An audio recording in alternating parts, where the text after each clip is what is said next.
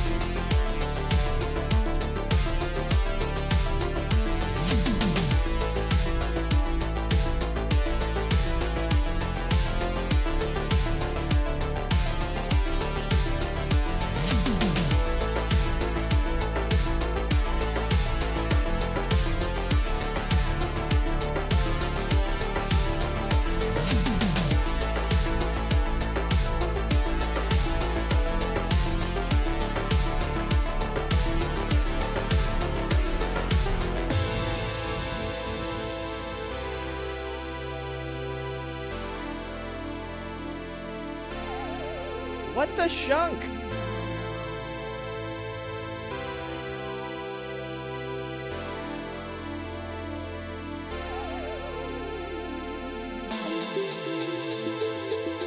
All right, F it. Do I sound good, chat? Huh?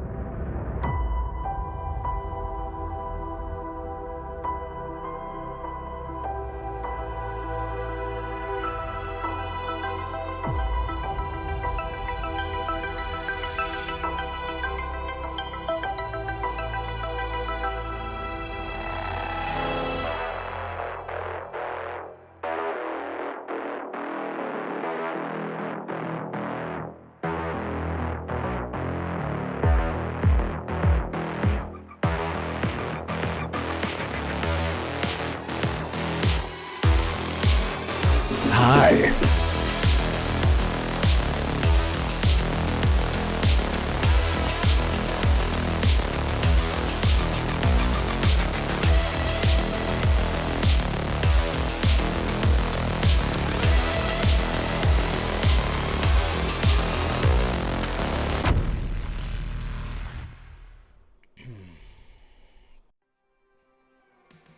Oh, oopsie.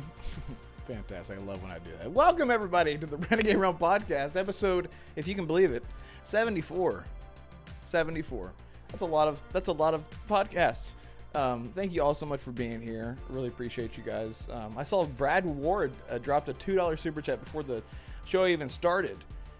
He said, Starborn or NASA Punk? Hashtag Starfield. Yeah, Starfield it's going for the NASA Punk vibe. The NASA Punk vibe. Starborn or NASA Punk? Well, I would say NASA Punk because I never did New Game Plus because that's how I roll. I adjusted my volume because I realized, chat, that every time that I go do timestamps, I'm really quiet. So hopefully I'm not too loud now. Anyway. Yeah, thank y'all so much for being here. I see Andrew Cullinane, Lotus Esprit, as always, Nerds and Other Legends, Daniel Luna, Andrew Cullinane, Gray Monad, Barry Donnellan, Jax82, Isaac Hayes, Spartan 661, and Sheena the photographer. Thank you all so much for being here. Oh, and Lotus Esprit, member for 2 months. They said, I just discovered the game Dress to Impress. To impress. It's a blast. It is a blast. What is that? Holly, do you know what that is? no. I think Great. it's Colt was telling me about some game that he plays with his kids but it might be a Roblox one where like it's 6-on-6 and you go and you pick out an outfit and like the whole thing, and then you do like a little fashion runway thing, and like there's awards for. I wonder if it's something like that. Yeah, Roblox. The games within games these days, like Roblox and Yeah. Well, there's another one right around the tip of my butthole, but I can't think of it. Anyway, yeah, so shout out to everyone. Thank you for the member chat, Lotus, and the super chat, Brad. I really appreciate you guys. And join with me as always. That's right. What is it? It's Roblox. Oh, I look was at that. right. It is the Roblox one. Yeah, What's up, yeah, Happy Bomb? Yeah. Thank you for being here. Oh, I see American Fury. What's up, bro?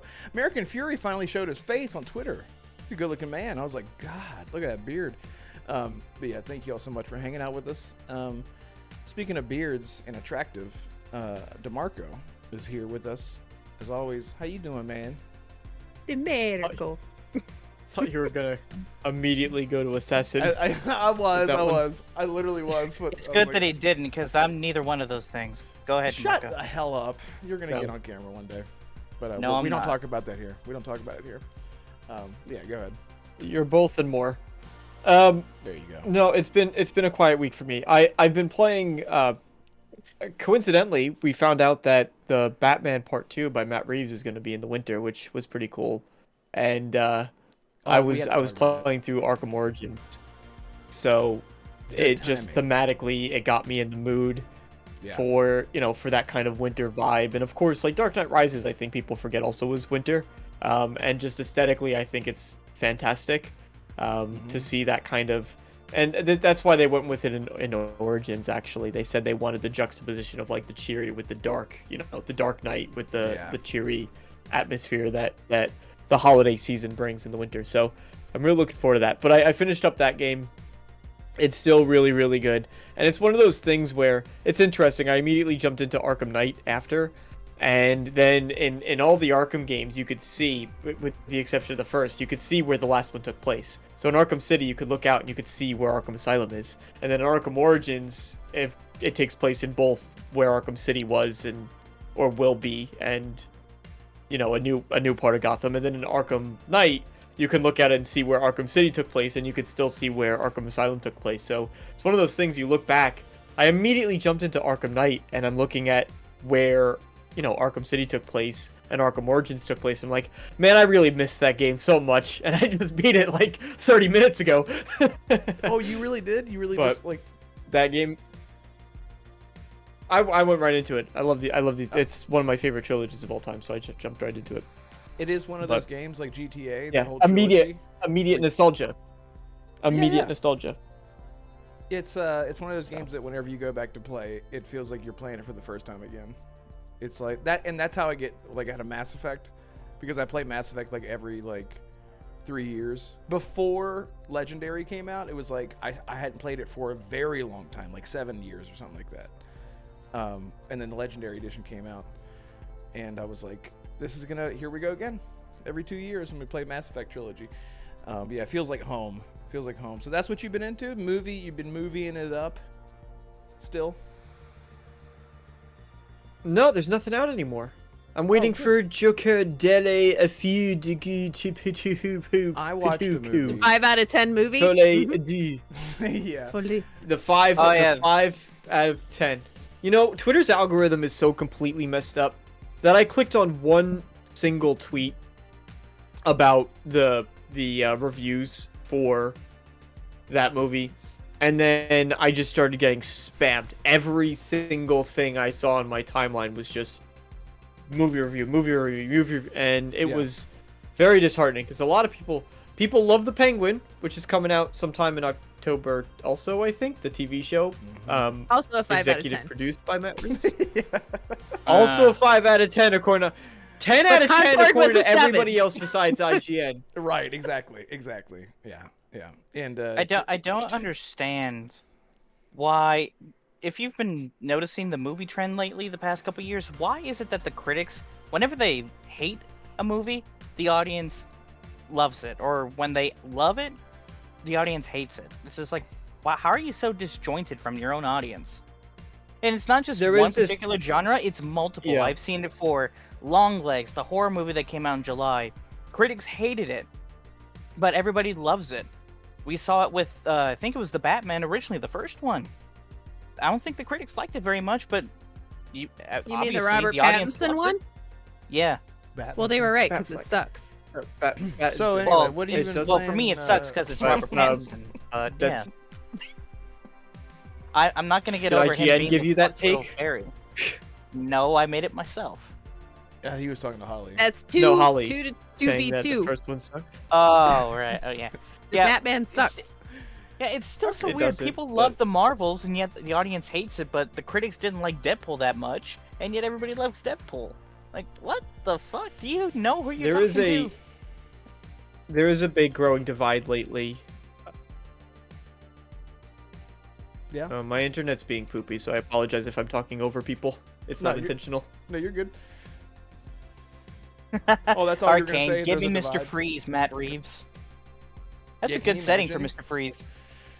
In the wintertime? Who would be a good person to play Mr. Freeze, though? Arnold's... Depends on who you ask. yeah, exactly. Time to chill out. Yeah, that was Henry so great. Cavill. Oh, just- the- Did you see he just posted a photo with him and Uma Thurman? He was like, Ivy and Freeze back together. Oh, he my just God. posted No, I that didn't, like actually. He's last such That's a hilarious. dad. Yeah. He's such a dad now. Oh my God. He's just. I Donnie think said convince John him to take Claude the role Van the first time. Damme. John Claude. I mean, dude, that guy. Remember I told you about the He interview? did not age well. Yeah, John Claude Van Damme did not. Did you? I told you guys about the interview that he did. John Claude has done a lot of drugs, so he's a little all over the place.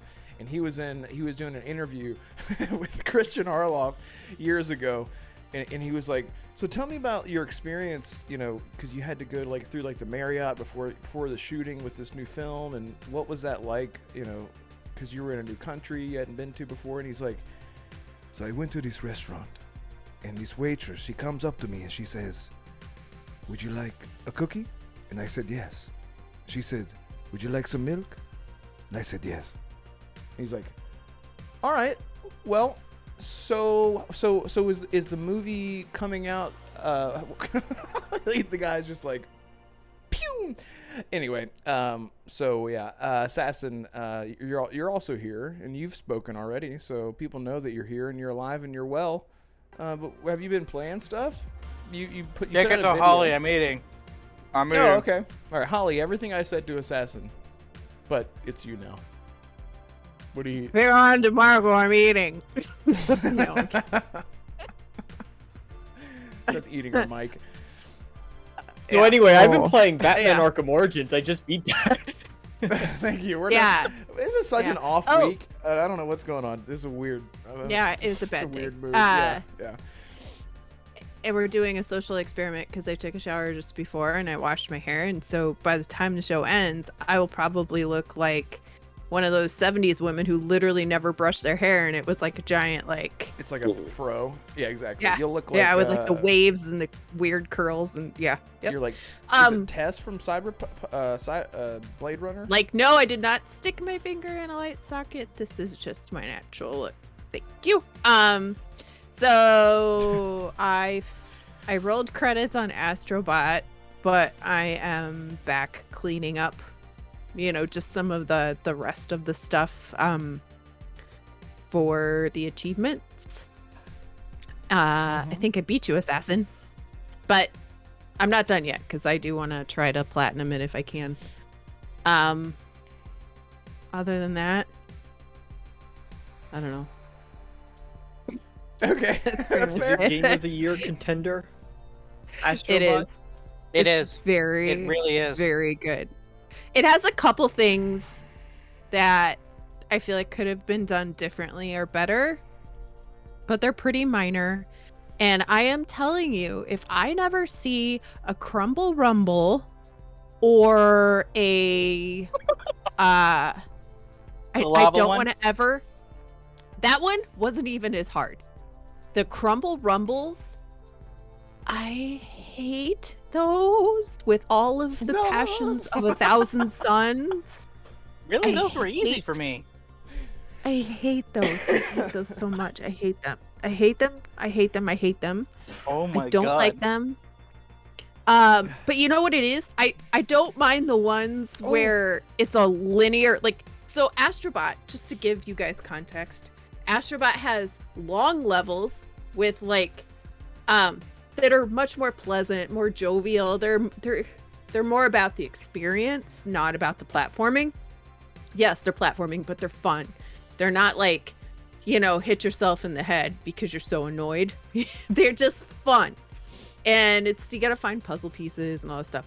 But those are the normal levels. And then there are also there are 4 Sony themed, of course, levels in each galaxy. And those, like the lava level, are one and done experiences. There's no checkpoints, right? You have to start here and get all the way to the end in one life.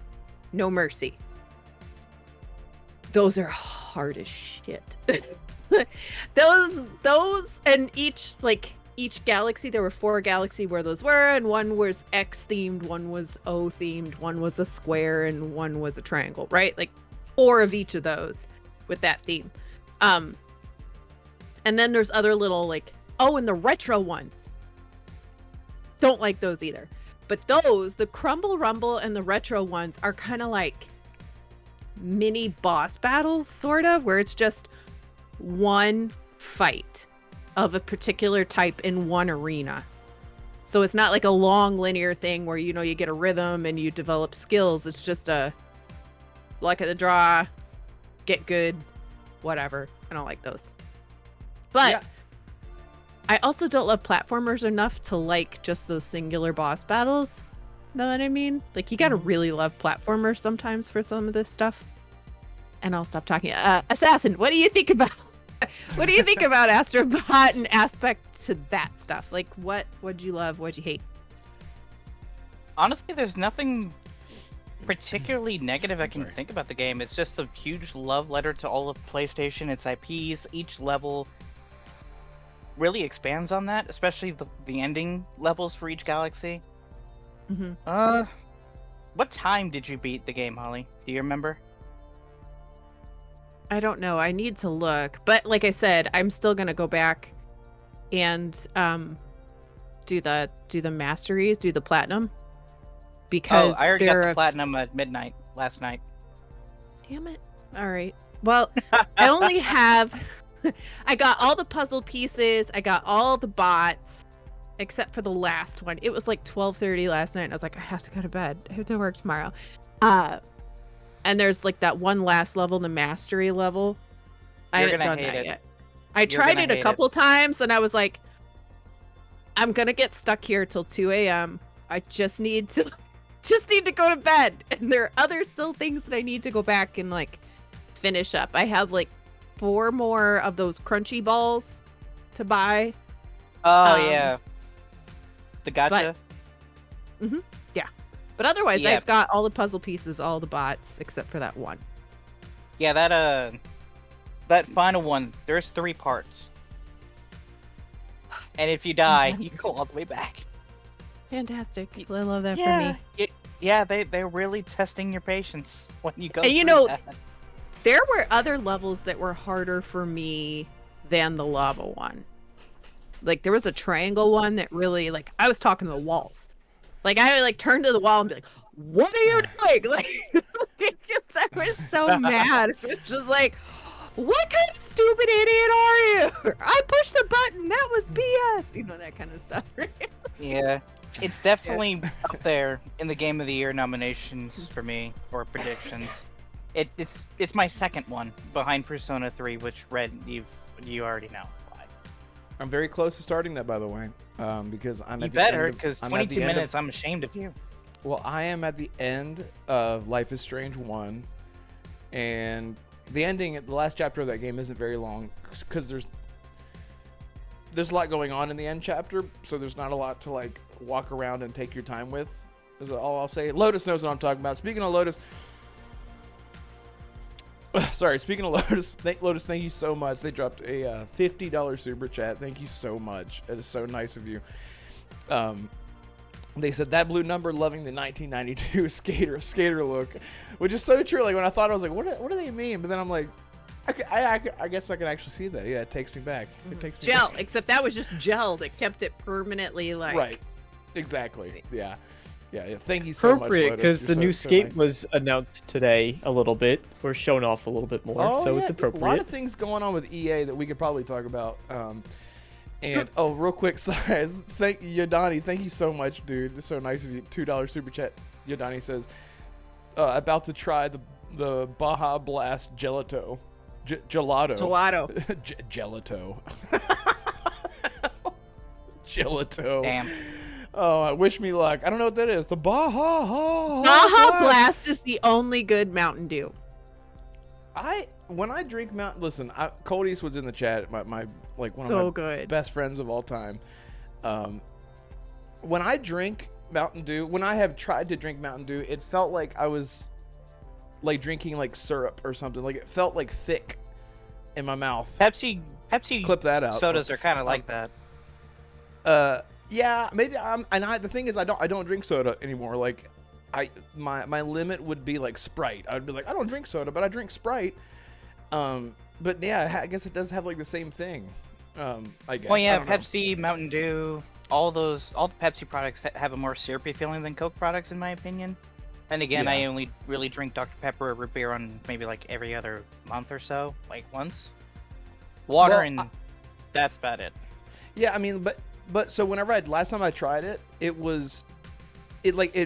actually like made me sick, and it was a whole thing. Like it made me like pukey, kind of like sick, because my body isn't used to drinking pop. And I don't know. And Fonz and Cole were making fun of me because I eat Werther's, sugar-free Werther's. I had to have some sort of oral fixation because I used to smoke years ago, and it's like a social thing. So whenever I'm talking or doing something, like playing a game or anything, I either have to have a toothpick, like I always have. It's an ADD thing. You know, I have to have something going on in my mouth. Yeah, that's right. Well, good. And I've been playing Dragon Age Inquisition and Life is Strange still. It's like all I've been playing. And let me tell you, this is like a weird thing that happened.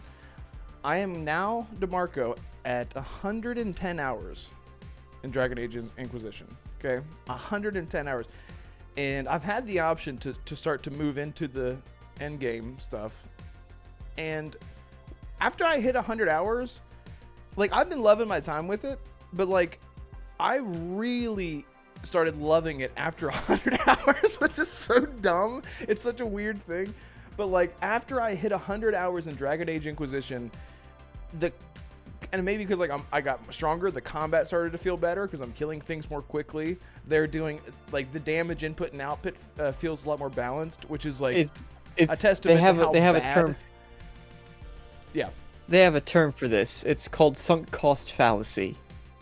Oh, is that? You, Yeah, that's a good point. Yeah. you're just your brain is just trying to justify 100+ hours worth of. No, I say that I actually like Dragon Age Inquisition. I know I rag on it, but like I actually do like it. Yeah, well, I think because like there was a period, there was like a 40-hour period where I was playing it so much and I was doing just absolutely mind-numbing grindy stuff. Find all the stones. Line up all the constellations. And so by the time that I got all that out of the way and I jumped back into the actual quest, like the main quest, which is around like the 85-hour mark. This game is amazing. This game is so good. It was hitting me in the feels. The story is great. The characters are great. Like the relationship. I mean, it was so good. So it just happened to take a turn around 100 hours where I was like, this game is so good. So I'm almost done with that. I did the Descent. So DLC. that's where Starfield got its inspiration. Yeah, exactly. They looked at Dragon Age. They said, look, players like it when it takes 100 hours to enjoy the game. Right, exactly. Yeah. So anyway, We talked about Starfield. We don't have to. No, it's in the title. But I did want to ask. Kidding. No. I meant based on DeMarco's comment. It should take 100 hours before you start enjoying the game. Oh, there you go. Is see, that's all you have to do, beyond DeMarco. Hit 100 hours, and you're like, I get it now. This game. I understand. Now it makes sense to me. Yeah, exactly. Anyway. But shout out to everyone, Yadani and Lotus and Brad Ward Fight. Thank you so much for the super chats. You guys are so nice. I really appreciate it. Yeah, and right now I've been going so hard with YouTube videos. I have like I had 3. I put out 1. There's 2 videos coming. I've been trying to like stay on top of that because YouTube essentially is like my part-time job now because I have to rely on it to somehow keep myself sane and hope that something good comes out of it in the next few years. So we'll see. So I'm working really hard on that. But yeah, thank you all so much for being here. I see Brew Hood just joined. Thank you for being here. I appreciate you. It's good to see you. Galveston, I see you. General Spartan 27, I see you as well.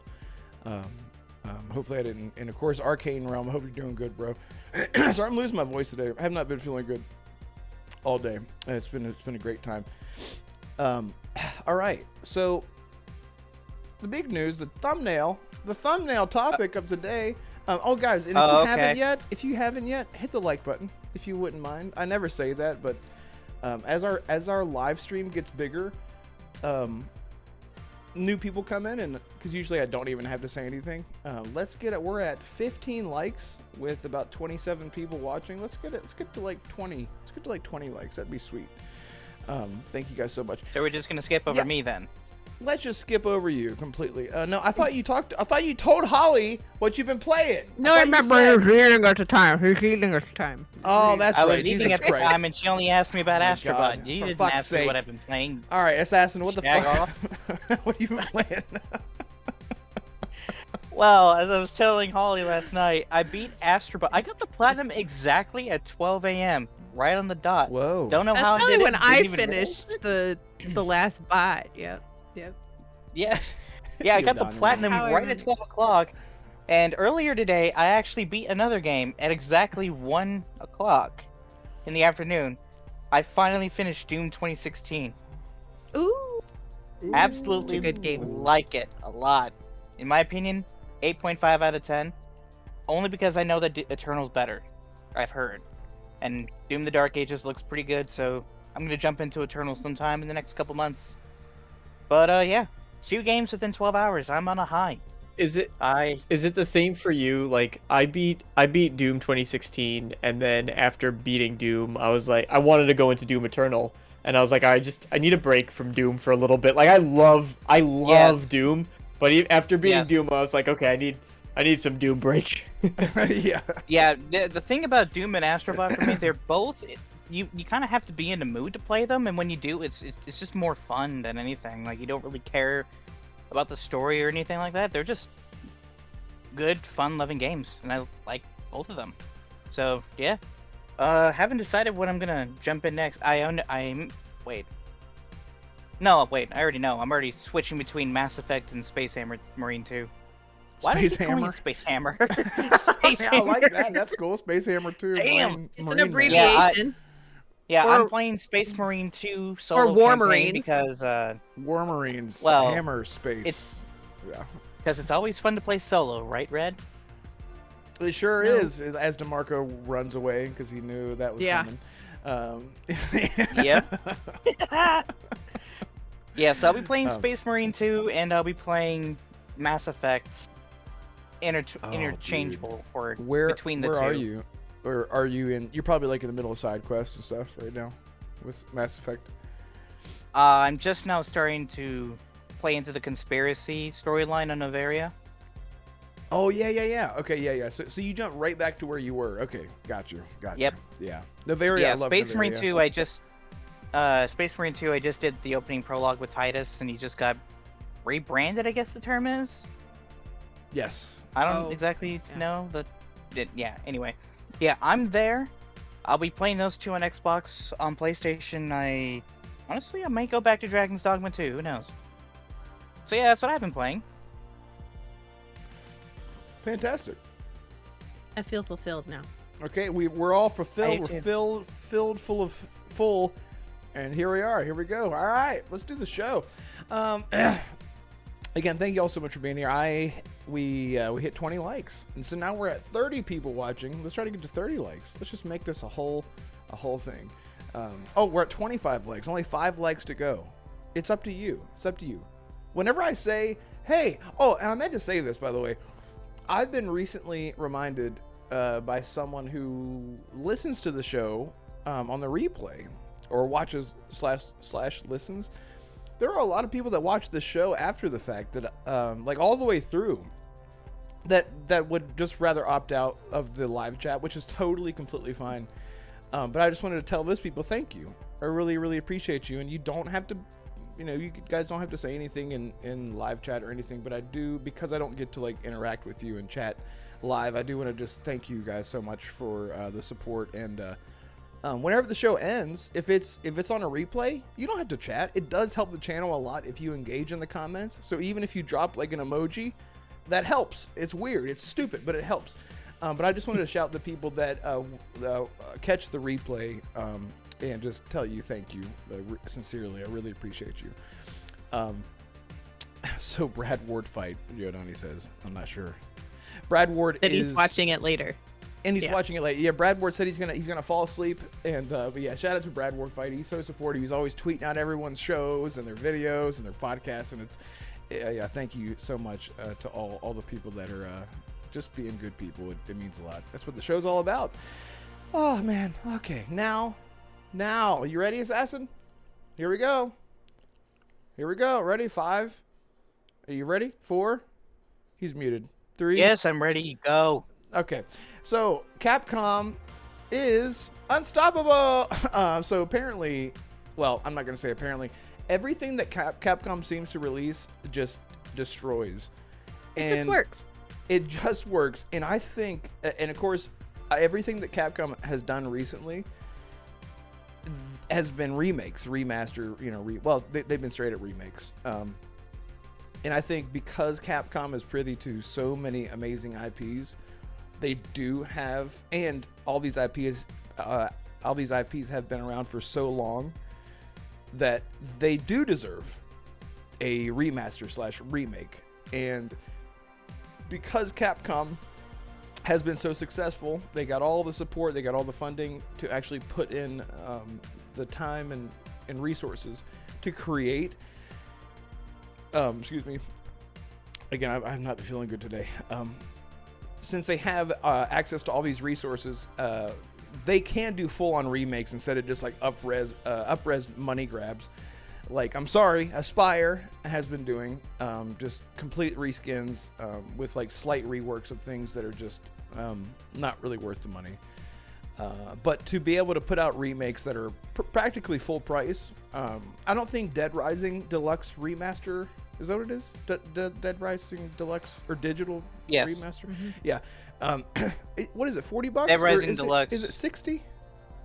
I thought it was 50. 60. 50, but there's a digital deluxe version that's 65. Okay, yeah. Right. So it's not the normal $70. Right. And that's only for the deluxe edition too. Sorry. No, yeah, and so for anyone who hasn't heard, the Dead Rising Deluxe, I was gonna call it Dead Rising Remake, has been, it just got like flying colors, like every other, all of their other remakes have gotten. And again, and what I'll say, because I'm not gonna be doom and gloom about this, because I'm really happy for them, because they do put out quality content. At some point, they are going to run out of of time with an IP to remake and remaster. So we already know that Capcom has Resident Evil 0 and Resident Evil 1 full-on remakes, like we've seen with 2 and 3 and 4 and so on. Those have been debunked, actually. It is actually Resident Evil. Well, 0 was debunked, but okay. 1 is apparently still happening, and Code Veronica is also getting the remake treatment. Okay, so 0 was the one that was debunked, which makes sense. That one was I own it. I actually played it like last month. I've been trying to get through it, but it's the fixed camera, old school. So plus Dragon Age just has taken over my whole life. So anyway, have you guys seen? Are you guys interested in Dead Rising at all? Does it pique your interest? Did you play it prior, Assassin? I don't know. You probably didn't play Dead Rising back in the day. You were probably what, like 13 whenever the first one came out? It came out in 2006, right? 2007. Were you still a sperm and egg scenario when this game came out? 2006. I was 8 years old when it launched. Oh, same thing. Well, same, yeah, same thing. Thanks, Holly. It's a compliment. I know. It is. Yeah. I know. All right, who's taking this topic first? Well, I asked you, son of a bitch. You. Oh, okay. Yep. Yeah, I'm definitely gonna get it. I'm gonna wait till Jack the off, physical son of a edition bitch. comes off. I'm waiting. It gets a little higher every time. Yeah, exactly. Yeah. Yeah. Dead Rising Deluxe Remaster, it looks good to me. It looks fun. It looks like it's gonna have some serious moments in it still. Yeah, I'm gonna pick it up when it comes out in November for its physical launch, because physical forever. Other than that, I'm just glad that Capcom is, continuing their high. I was telling my girlfriend this earlier when I was looking at the thumbnail for this. I was like, oh, I don't like that comment, or I don't like that tagline that Red put, like, Capcom can't lose. I'm like, they're gonna run out of steam eventually. Mm-hmm. Like, eventually it's gonna... It always happens. I love Capcom, I love their IPs, but every time publishers and studios get on a high, their arrogance and greed come out. It They happens lose focus. every time. Yeah. Exactly. BioWare, Blizzard, Bethesda. It's happened to many developers that we all still love and care about. I don't want it to happen to Capcom because they actually got close to that in the 360 PS3 generation. They were experimenting with Dragon's Dogma. Resident Evil wasn't doing so hot. People did not like Dante's New Look and Devil May Cry at the time. Monster Hunter was hit or miss then. So I don't want them to go back to that. But at the same time, Red's right. They're gonna run out of IPs to remake. Devil May Cry is once again MIA since 2019, almost 6 years. If you think about it. Mega Man, nowhere to be seen. They are talking about bringing back some older IPs they haven't touched in years, though. So hey, maybe we'll get a new Onimusha. Maybe we'll get a sequel to Okami. The possibilities are endless for Capcom. I just hope they keep their quality assurance in check, and I just don't want their pride, to go to their head. That's all I ask. Other than that, I can't wait to play it in November, if I have the time, with Assassin's Creed and Stalker 2 don't get in my way. Oh, God. And Dragon Age, the Veilguard. Oh, really? Man. Yeah, Red, I'm not Seems gonna like lie, that everyone's IGN coming first around. sold me. Yep. That IGN first sold me. I still don't trust BioWare in terms of story, but the gameplay, Why is it coming out on Halloween? it all looks... I have no idea. Ask BioWare. Because it's a scary... BioWare? No. BioWare, I know you're in chat. Just why is it coming Yeah, out, tell 'em. Mr. BioWare? Why is it coming out on John Halloween? BioWare?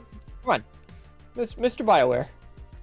Yeah, can we tell us talk why. about October for just a brief second before I toss it to them? Why is October so stacked as it is? We got Dragon Age, we got Life is Strange, we got Sonic and Shadow, we got Call of Duty, we got Metaphor, we got so many games coming out within days of I each like other. that they're all Silent so Hill 2 different. Remake. They're all different too. I like that they're all different. I like it too. It's It's just the exciting. fact, as someone who doesn't prefer a particular genre over everyone else, well, I do prefer horror over all of them, but aside from strategy, they're all interesting and I want to play them all. I just love video games so much. Anyway, go ahead, DeMarco. No, that was it. I'm done. Oh, okay. Ollie, Okay. you want to talk about DRDR? God, that sounds weird saying it out loud. Dirter? We got RDR, Doctor Red Dead Redemption, and now we got DRDR. Give me the news. I got a bad case of playing you. It always also reminds, because I just did Dirter, it reminds me of the bad lip reading from Walking Dead. Doctor. Dirter, dirty, dirt. Doctor. Because, man, I flow! Doctor. We're all on I different thought of the levels. South Park. They took our jobs, and then they slowly degrade it more and more. I do that all the time. Germs. But it just keeps getting more and more I do it incoherent. all the That's great. Colt Eastwood, I'm getting it. What date does it come out non-physical? 2 days from now. No, the 19th. There you go. time. Friday. Oh, sorry. Non-physical. Or not- You're right. Thursday. Non-digital, Non-physical. right? I thought he said non-digital. No, physical comes physical. out November 7th. It's Yeah. Friday. Digital comes out Friday. Okay. No, I King got charged Styles. for it. King Style says, "Hey, It comes Red out the Wolf, 19th for you lazy people who don't want to get out of bed or get off the couch. Get out of bed." I just play games on my Doesn't have ceiling. anything to do with it. You know, just like waking up and you just like roll over and you're staring at your ceiling and you just pick up your controller and you just stare at your ceiling. And it just starts playing. Yeah. I mean, hey, so, you know, to each their own. 'Cause Just- that's what they do. Just roll on, grab your AR glasses on the bedside, put them on, grab your controller, link it up, and just play it on the roof, Yep. on the ceiling. Doesn't sound that bad, honestly. Yeah. It How you doesn't, gonna- but at the same time, Sounds like The Matrix. I'm scared. What if the TV Yeah. falls on me? I'm like, I'm fighting a. Then you have bigger problems. Yeah. Can you imagine just finding someone in a bed with the controller in their hand with a TV on their face? They're like, how did this happen? All Anyway. right, how many topics do we have, Red? Oh, too many. But yeah, so Dirter. I forgot who was going next. Or Holly. Me. Yeah, I'm Holly. very, very, very excited. This is one of my favorite franchises. I Okay, so you love played it Dead before. Rising. Okay. Yes, I am a Dirter fan. I'm a Dirter Big, fan. big time. I slap the bass to the game. Yes. So I love Dead Rising, and I've been since it's been so long since 4. I was like, oh no, they're gone, because they kind of said after 4, like, yeah, we're taking a break from this, and I was like, damn it. But yeah, Cole said Holly and I are the only ones that love Dead Rising. I love 4. I think it's absolutely fantastic. I thought it was way better than 3. I love the Christmas themes. I loved the mall again. Just like and then you go outside the mall too. But the best part about Dead Rising is just the ridiculous weapons that you can make, which is so great. They're like, hey, we found this can of grease and we found a spatula, and now you can like slap people with grease in the face and set them on fire. And you're like, Yeah. yes, please, I want to do that. That sounds Yes. amazing. That's great. And like not even in like the silly way, because like yeah, like it's silly and fun, but like it's so fun because I remember like being on the fly trying to survive. And you're like running, being chased by like 1,000 zombies, and you're like, oh shit, okay, here's a plate, and here's a golf ball, and I'm fucking smash them together, and you put the plates on your hands, and you're like, ping, ping, ping, ping, yeah, ping. like whatever works, Like, and it's yeah. so like in the heat, for just to give people like a visual of like the gameplay side of it, it does sound silly, but like it is about just like grabbing whatever the hell you find and like slapping it together. Like, what is this gonna be? And how, and it's gonna like help me survive for a little bit until it breaks or whatever. But anyway, yeah, go ahead. And you make combos, and you get like, you know, like you discover new weapons, right? When you pick up random junk, and like it slaps it together, and it's a thing. It's so good. It's fantastic. So I'm really excited for this, and it's getting really good reviews. And it's so funny because last week I was like, oh, I like thinking about the games that are coming out that I need to actually buy. And this was on the list, and I just got this email last week from Microsoft like, hey, don't forget we're gonna take your money soon. And I was like, what is this? I pre-ordered Dead Rising the instant that they announced it, and I totally forgot. Like, so it was like you ordered this on July blah blah blah, and I was like, oh, way to go, past me. That was amazing. I'm so glad you did that. Right. I don't pre-order games very early anymore. It's just not a thing that I kind of wait usually until reviews are starting to come out, and then I see maybe sometimes what the pre-order bonuses are, because sometimes the pre-order bonuses make it worth it. Other times it's just like, whatever, I'll pick it up later. Yeah. But this is day one for me. I'm very excited about it. I'm excited for you, DeMarco. You're a fan of this franchise? And if not, okay. Well, what is your Fine. favorite It's- zombie IP? The marker doesn't care It's because it's not fine. Bethesda. Exactly, Fine. exactly that. It's There's not enough Bethesda. Hey, zombies. hey, undead I haven't in made that Bethesda joke in games. weeks, DeMarco. Cut me some slack. all I need to do, I'll turn on Oblivion. Oblivion has zombies in it, not Draugr like Yep. Skyrim. Oblivion has Yep. proper zombies, And and Fallout I could has- go play that. Fallout has And- zombies too. Those are ghouls, not zombies. Don't call Well, them Those are zombies. ghouls, It's sir, just- not well, zombies. That's Come on. that's speciesism. Speciesism. Racist. No, Speciesism. Dead. I think I said this last week. Dead Rising is fun to me. It just gets old to me very quickly. There's a lot of fun. You know, the weapons are fun. They're kooky. They're crazy. They're silly. I will say the tech that they use to get all the zombies on screen and like just being able to rampage through them if you're driving a car, or just using a massive, explosive weapon of some kind. It's an absolute delight. But then I'm like, okay, I killed a bunch of zombies. I'm good. Like I'm okay. I get in. I do what I want to do in it, and then I'm good for the rest of the next 7 years until the next 3 Dead Rising games comes out, right? So.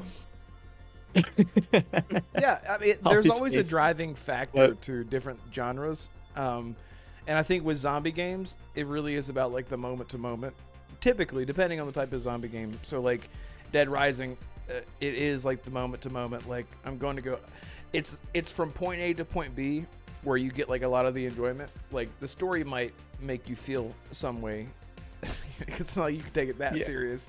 But it's like from point A to point B, that's where like the enjoyment comes from. So as long as you stay into the story, Yeah. Does Undead Nightmare count as a zombie game? Yes. That was Okay, amazing. so I would maybe Yes. say Undead Nightmare is one of my favorite zombie games. Call of Duty. Resident Evil. COD, Call of yeah. Duty zombie. Resident Evil.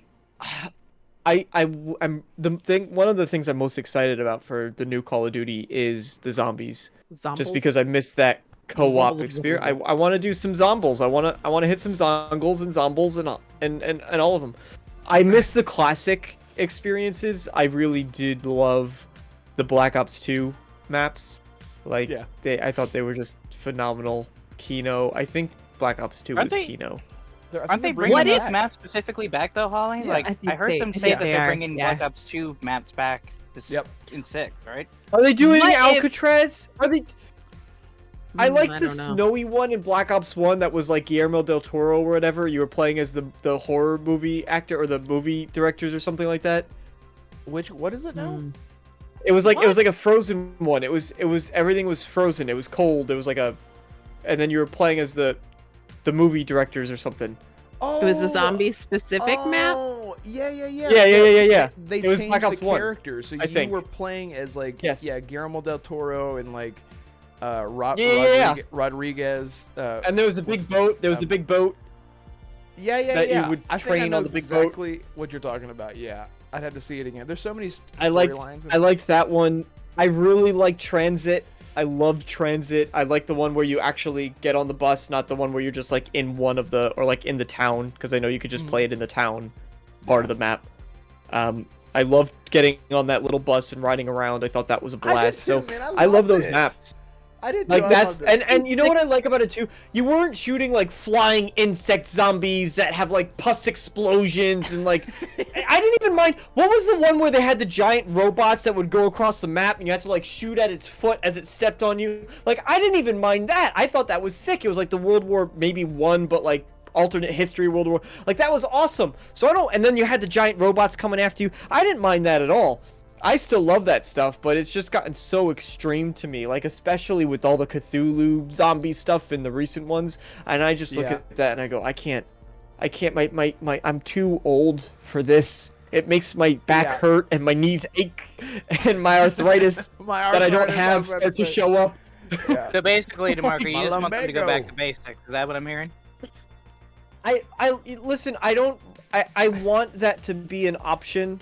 Like, I get why people are bored of that, because they've done it for so long, and even the developers, like, I know they probably have completely different developers now than they did, but even they're like, alright, we'll just make the same zombies again. Like, I understand it completely. Like, you want to be creative, you want to be wacky, and when you do it for as long as they have, you need to do that, but I'm completely detracting from Dead Rising, so I'll just say, I do want to have that option to just kind of play the simpler modes. I miss those times. Just bring me the zombies and the dogs, and maybe one like unique type, and I'm good to go. I'll have a good time. I think for me, one of the attractions for Dead Rising is the random weapon combos.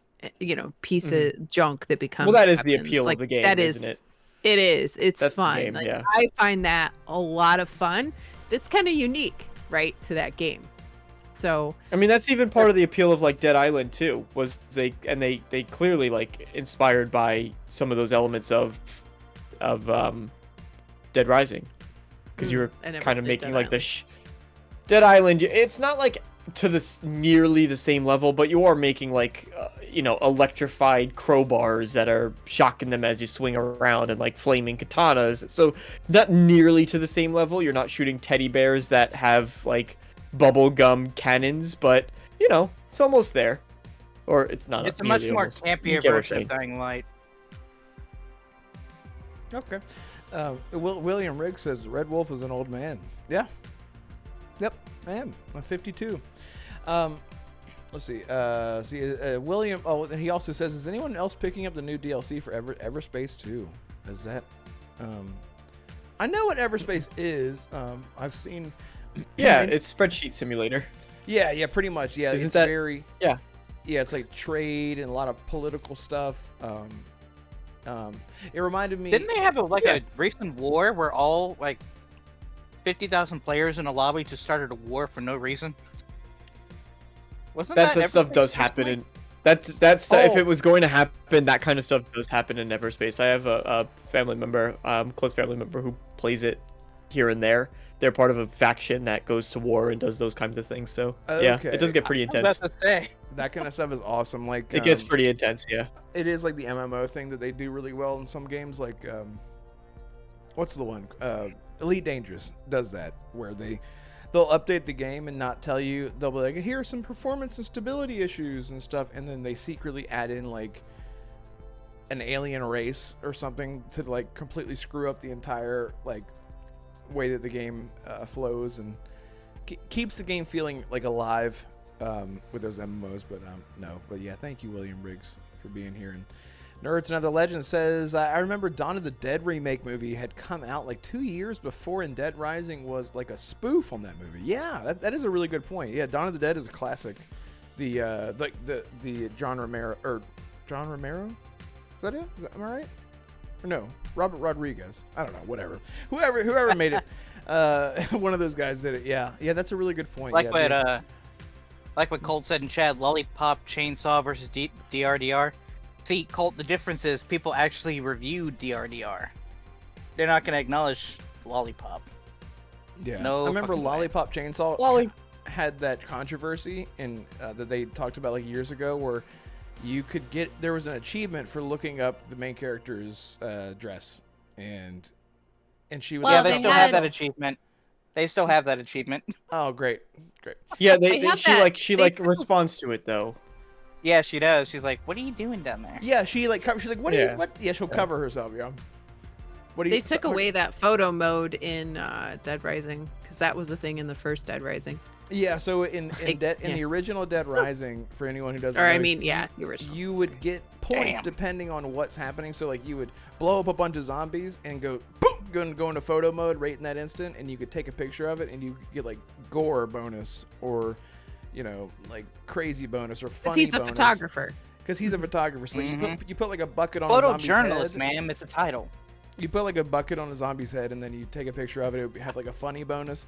So it used to be like you would take pictures of female zombies or whatever in certain whatever, and you would get positions or whatnot, and you would get an exotic bonus. And they're like, in this day and age, we're not even going to include that. So no bonuses for them kind of things in this world. I think they took out. They're I think that was censoring the- our games.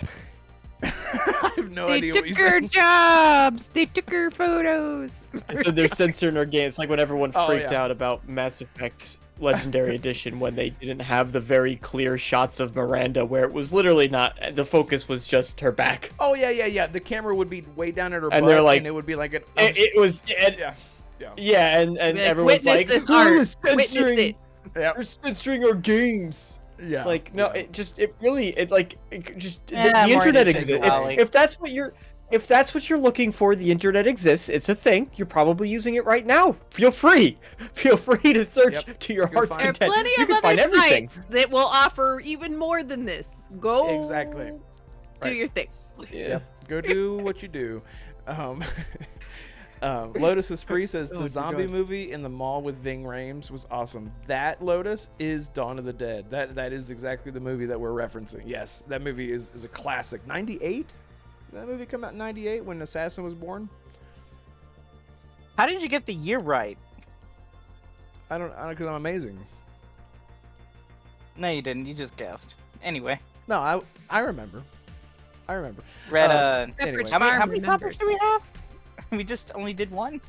Yeah. Let's go on to the next thing that I already forgot what the next topic is. What else is going on? I have a topic. Oh, Can okay. I talk Go for ahead. 1 second Yeah. about something really short? Yep, and I have to go. Um, I'm sorry, guys. I'm gonna be back and forth to the bathroom throughout the show because my belly is. He had too half- many nachos. Yeah, no, it's just a thing. I have to He deal had with. he had a 1 ounce of gluten. That was it. I think that might have been what I did. Seriously. Yeah, I'll be right back. DeMarco, this was probably a little bit more for you. Did you play Frostpunk? The first one. No, it intimidated me. It was It hard looked like a lot. as dog dung. It was really, really hard. I did not finish it. It was really hard. It was a great game, but it's a city builder, survivalist kind of thing. Kind of like a Civ-ish Yeah. kind of thing. So Frostpunk 2 comes out Friday?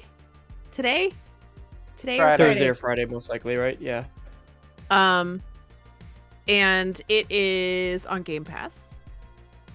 PC Game Pass. Well, no, actually it's on both. I think it's on Xbox as well.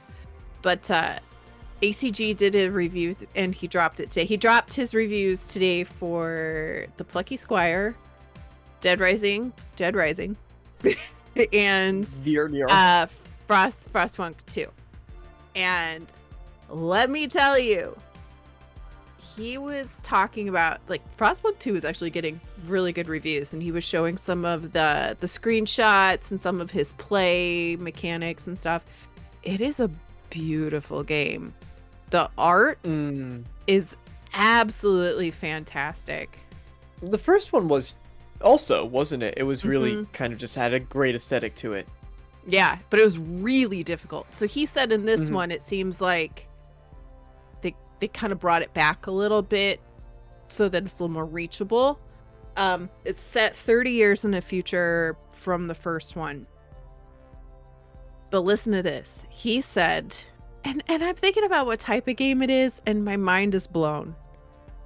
He said he has a 4090 7800 3XD with 64 gigs of RAM.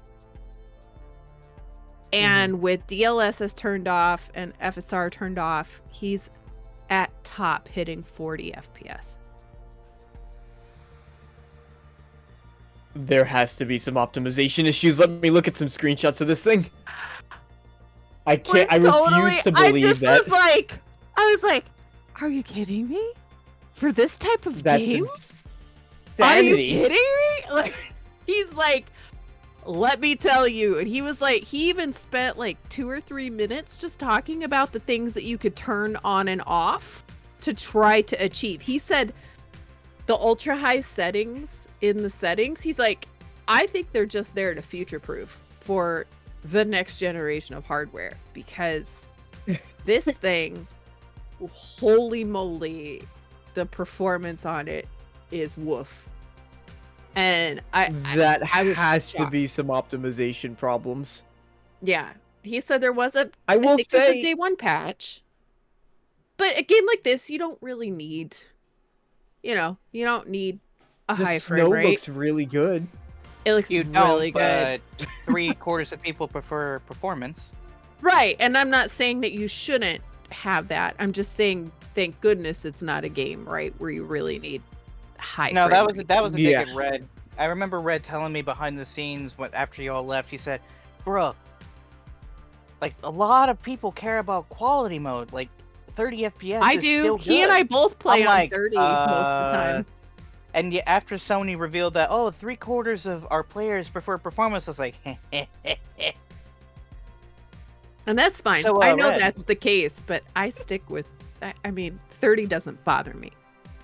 Yeah, It, because it doesn't affect. Yeah, because you guys played in the old. Never mind. Yeah, when games were good. Excuse me, sir. I've played some good games in the past couple of years. You know. Not different kind of good. Games were much better. So Back in Resident the Evil day. 2 remake is not good. Dead Space remake is Well, not good. Final Fantasy the 7 originals. remake. Just Persona Your 3 mom remake. goes go to play college. You're talking about remakes. You just got the originals. The mom. All right, classics. Elden Ring. Red, did you Baldur's hear? Gate Did 3? you hear that? I would Yeah, I like can to get promote Wukong. Frostpunk a little bit, just because it is a really cool game, and the graphics are so like the visuals, the art style Mm-hmm. is so good. It is so cool. I have like an Your And you image in my build head. these- pretty good, Holly. What type of game is it? It's like a management sim, like a city management sim, but it's not like city is in like a giant city, right? It's just like you're Well, so you, Settle. so It you has take the role main of an architect city. or something.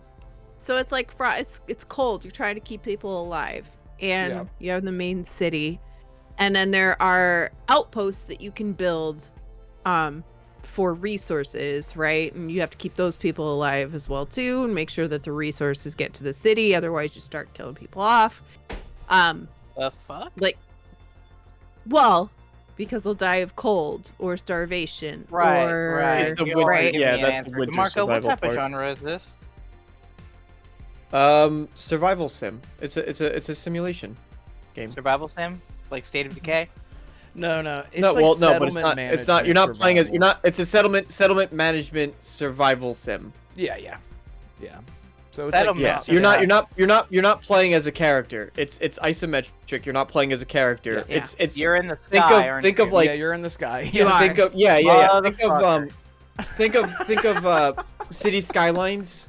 City Skylines meets I already know. Civ. I I don't know why Yeah. that was so funny. He's like, Yeah. "You're in the sky, aren't you, motherfucker?" I was like, why are they not just giving me a straight answer? I'm like, oh, now I understand why they Is didn't. it do it. unique? And everybody should just at least go watch the trailer, even if you're not gonna play it, just because the art is so cool. The art Yeah. is just really cool. Like the character, there's a trailer out now with like some of the human characters, right, that are being portrayed as part of the story and all of that. It's really cool. It's steampunky, right? Frostpunk. Mhm. It's got a steampunk vibe. It's cool. It's very cool. But a 4090 64 gigs with the highest processor on the market. I mean that's no that's like good for it better look so damn good in motion. I'm looking at screenshots, but in motion it better look so damn good that it makes my entire room frozen. Like I said, he spent like 2 or 3 minutes talking about turn off the light resources. That's the easiest one. Like he's like talking about all these things to turn off or like on, and it was really interesting. Yeah, he's Very good to listen interesting. to because he actually knows what he's talking about as well with that kind of stuff. Yeah. Which I do not.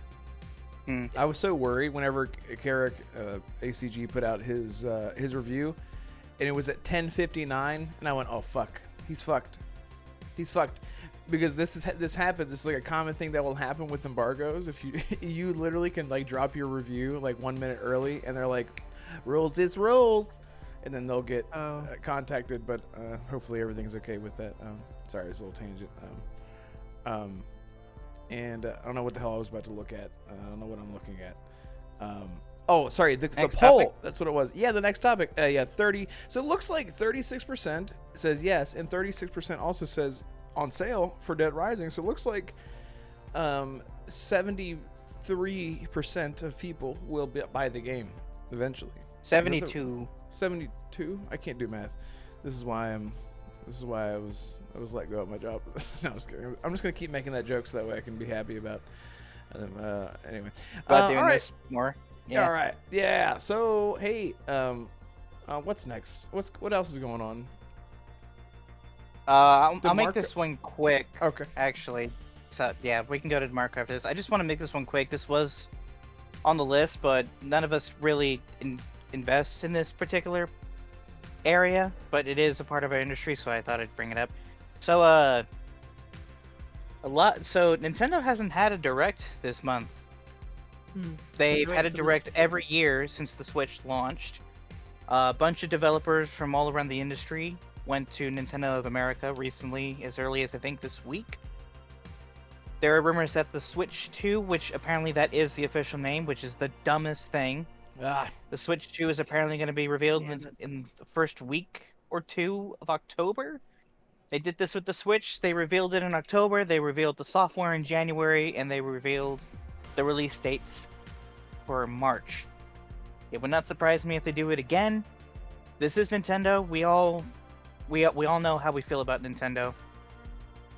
We're more PC, Xbox, and PlayStation based. I love Nintendo. I was getting there. I was getting there, Holly. You and I actually do care about Nintendo. Lo siento. Like, yeah. All right. Anyway, so Nintendo apparently is getting ready to reveal their next Switch. A bunch of games have also apparently been confirmed by the Taiwanese rating board as compatible with the next-gen Switch, although it's quote-unquote to be determined what it's actually called. So, yeah, we could possibly see the next-gen Switch maybe out by next year. You can play Call of Duty Black Ops 6 on the go. Maybe? I can do that without Switch. Either way, but yeah. Anyway, so apparently Nintendo's got some big plans. Some big games and new hardware. So what do we think? Do we care? I know DeMarco's high word to absolutely hate Nintendo since he's PC, and obviously PC is against Nintendo. It's always been since the beginning of time. So yeah. I love your reaction to work. What the Yeah, I always see PC players get into fights with Nintendo about preservation. I fucking hate Nintendo. They suck. Oh my god. They're the absolute Mario worst. Lopez? Is that you?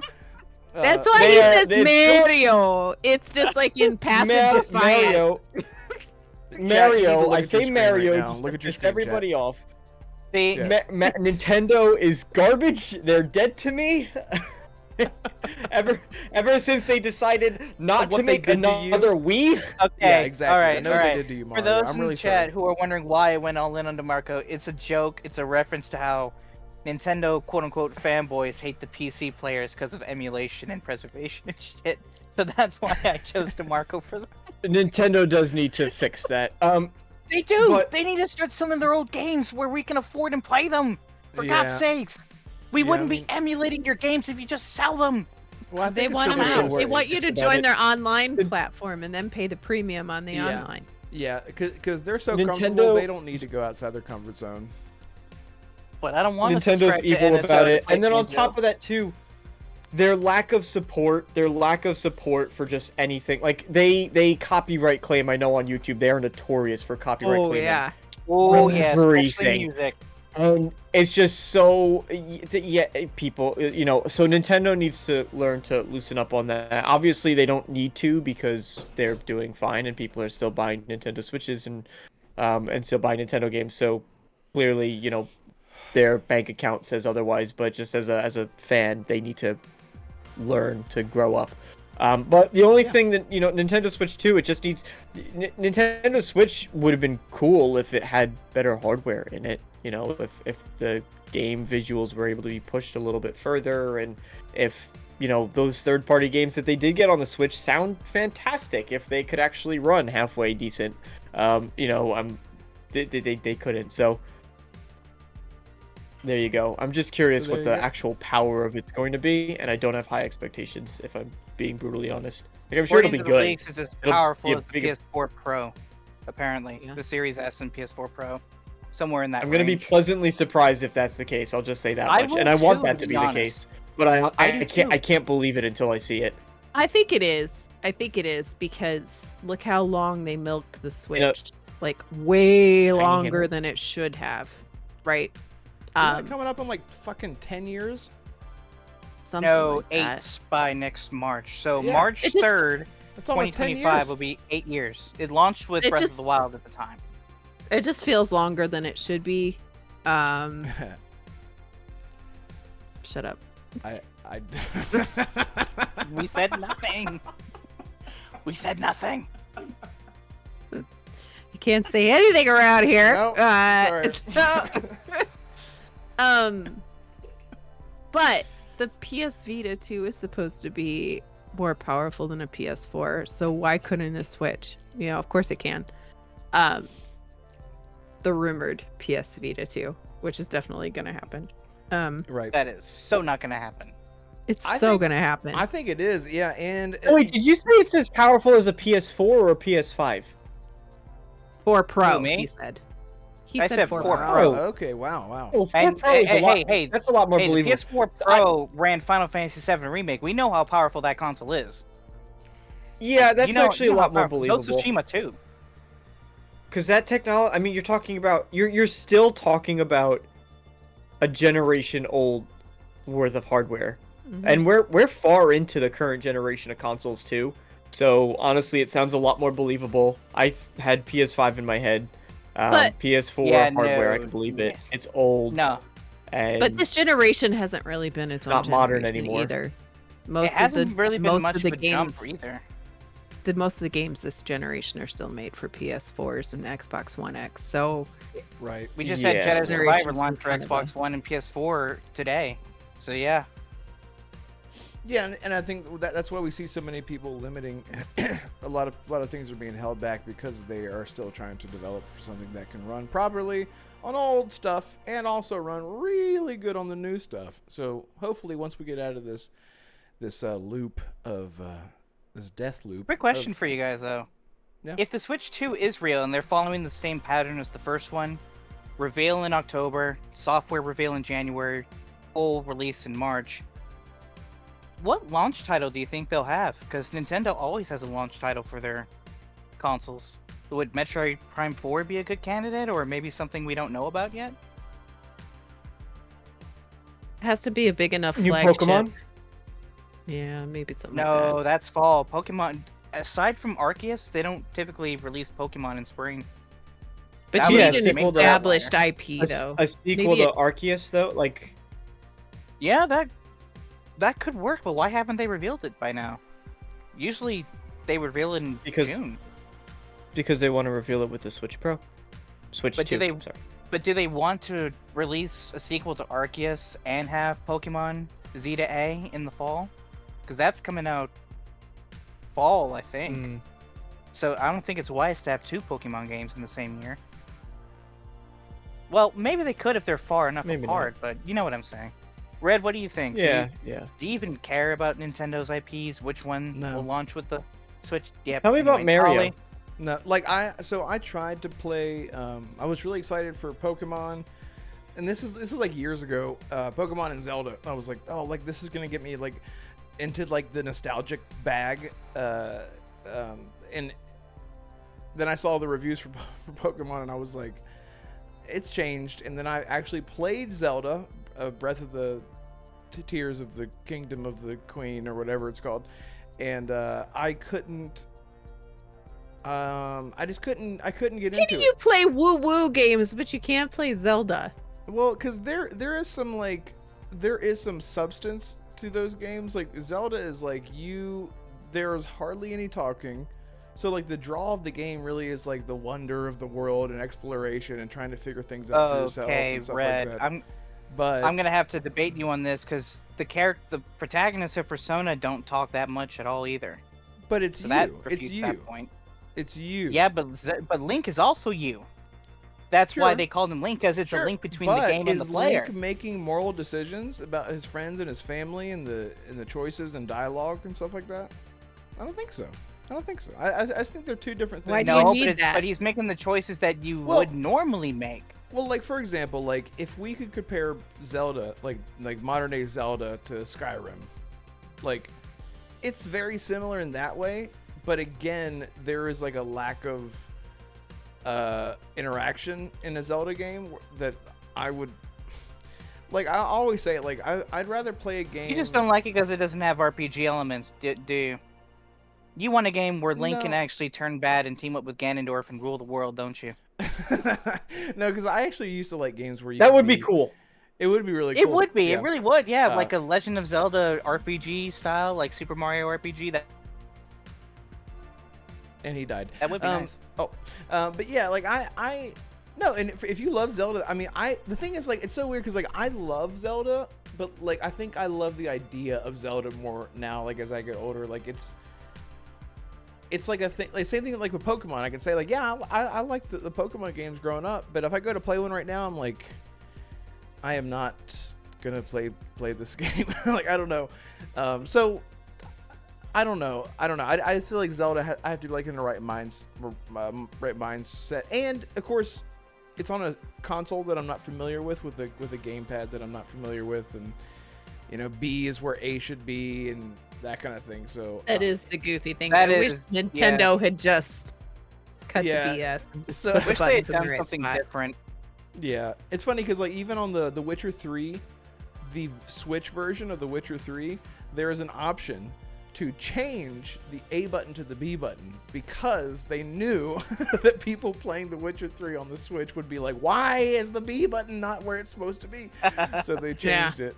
But no, I think Zelda's awesome. But yeah, I don't even know how the hell we started talking about Zelda, but maybe that was my because fault, of Nintendo. Holly, what Nintendo. if Yeah, I there don't care was about one Nintendo launch stuff. title for the Switch 2 that you think is going to happen? Which one do you think? And by the way, I forgot to ask the price. Nintendo, Animal you have an Crossing. opportunity to do something funny here. I think they're gonna be $400 or $500, probably closer to $5. Whoa, you think Nintendo's going to go that high? Yeah. Damn. The I mean, original Switch 8 years ago was $300. I'm going to argue I was gonna 4. say 5. I was gonna say 4.99. Okay. I'm going to go $3.99. I agree with Holly. It might be 500.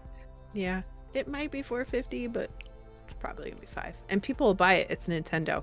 Yeah, Well, exactly. I think they're going to launch a normal one for $3.99 and maybe like an OLED one for $500, to be honest. I If think- they're I still think gonna they're have done that with mechanic. regular. I think they'll just do OLED. Period. I think mean, No, the this one's thing normal. is- The leaks say normal, apparently. The thing Like is, they're is, like, saving OLED for next later. the Nintendo fan base is so tight and, like, locked in. It's almost like there's, like, the subsect of gamers where, like, you have, like, super hardcore gamers that play on PC, and then you got another set of hardcore gamers that play on consoles, and then you have this other sect of gamers that and they call themselves gamers, but they only play on the Switch, or they only play on mobile, that kind of thing. And so, like, there's, like, these tiers of gamerism, and Nintendo has such a tight, dedicated, fan base, for lack of a better word, that they're so comfortable right now. They could charge $600 easily for the Super Switch or the Switch 2 or whatever the hell it's called, and be totally fine with it without Especially- without batting an Especially eye. especially if they have it as a backwards compat. I think. They Oh, can yeah, charge yeah. more. If For they sure. have backwards Yeah. compatibility with the current Switch, that seals That's what the a deal. lot of people have been asking for. Especially if they Yeah. can upraise it to according to the specs. In docked mode, apparently it's going to be 4K 30. In handheld, it's going to be 1080 60. I'd be Yeah. interested to see if that's the case, or if you can Pretty actually good for a choose small between the screen. two. Mhm. Well, yeah. Well- I would prefer to play 60 both docked and handheld. We'll see if Nintendo gives us an option for that. But better online support, they definitely need that. Oh my god, they need I'm not online too period. sure They if- need some sort of infrastructure, period. They have no they have no, like, Carrick says it all the time on ACG on his podcast. It's like they're like in the caveman days, back when they're like, what's the internet? What does that mean? And, like, I understand, like, there was talk about them porting over Discord to at least allow Discord to be on that platform for people to communicate more properly. However, Discord, you can do anything on Discord. And so people can send and do anything on Discord, use your imagination. And there's kids on Switch and stuff like that. I'm not saying only, by the way, for everyone listening, I'm not saying that if you love Nintendo that you're not a gamer or you're not. That's not what I mean. Yeah, I'm just saying. I mean, you with the just Switch kind of say 2 that, but I kind of With the did, but Switch that's not you what said there's Nintendo gamers has- and then there's people who think there's gamers. No, I said Yes. there's, like, hardcore gamers, and there's people who No, like just that- play that- games. that- They just play games. Who like think they're gamers. That's not what I Well, said. That's not what I said. But fair enough. Yeah, go ahead, Assassin. Well, I'm just saying the Switch 2 has a lot to prove and it has a lot of questions to answer. Like I said, is it going to have actual online support? Are there going to be any changes to NSO? What are the specs that what's the resolution and frame rate that you're aiming for? Is it still going to be docked and handheld? What type of third-party support are you going to have? Is it going to be able to run big games so that way Switch fans could stop missing out on great games? Like, what? They have so much to answer for. The price. What type of games are coming with it on day one? That stuff that'll come in due time, though. It will come in due time. I know that, DeMarc. I'm just saying they have a lot to answer for, and they're going to have a few months to do it. I'm just worried that they're not going to answer all those questions immediately. I mean, maybe not every single question, right? Maybe there's a couple here and there that you gotta wait till near or even at the release to find out. But something like launch games, you'll know that the price, obviously, the dates, obviously, the hardware, obviously.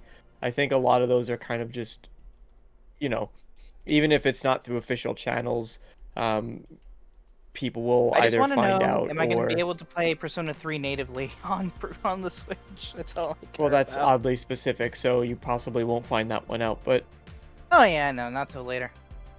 Yeah. Yeah, but Alright. I'm Lotus excited for said- Nintendo. Hold on. Lotus, to your point about Nintendo, Lotus said Carmen Sandiego will launch on Netflix first in Q1 25 with Switch and other consoles to follow later in the same quarter. Carmen Sandiego would be awesome. I'm all over that. Let's do that. That'd be amazing. We can Yeah, I love finally that. play Hi-Fi Rush on the go. So nostalgic.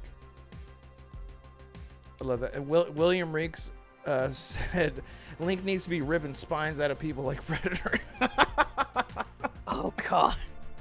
I am so about the idea that characters grow up with us. So like in media, movies, TV, books, video games, whatever. Which I think is why I love The Wolf Among Us so much, or Fables. Oh, I love that game. Yeah, it's like What's like that? it's my favorite narrative I think of all time. I think It's Wolf so Among Us. good. So You should essentially, play it. yeah. So Assassin, essentially, the Wolf Among Us series is based on the graphic novel called Fables, and it's essentially that exact idea. It's that all these fables, Beauty and the Beast, Snow White, the little pigs, the wolf that blew down the house, and all that. Oh god. They had their the stories. Disney part? No. It's so good. No, just hear me out. So they had their Disney moment with the stories that we know them for, but in the games, it's like they grew up and they are dealing with real life shit.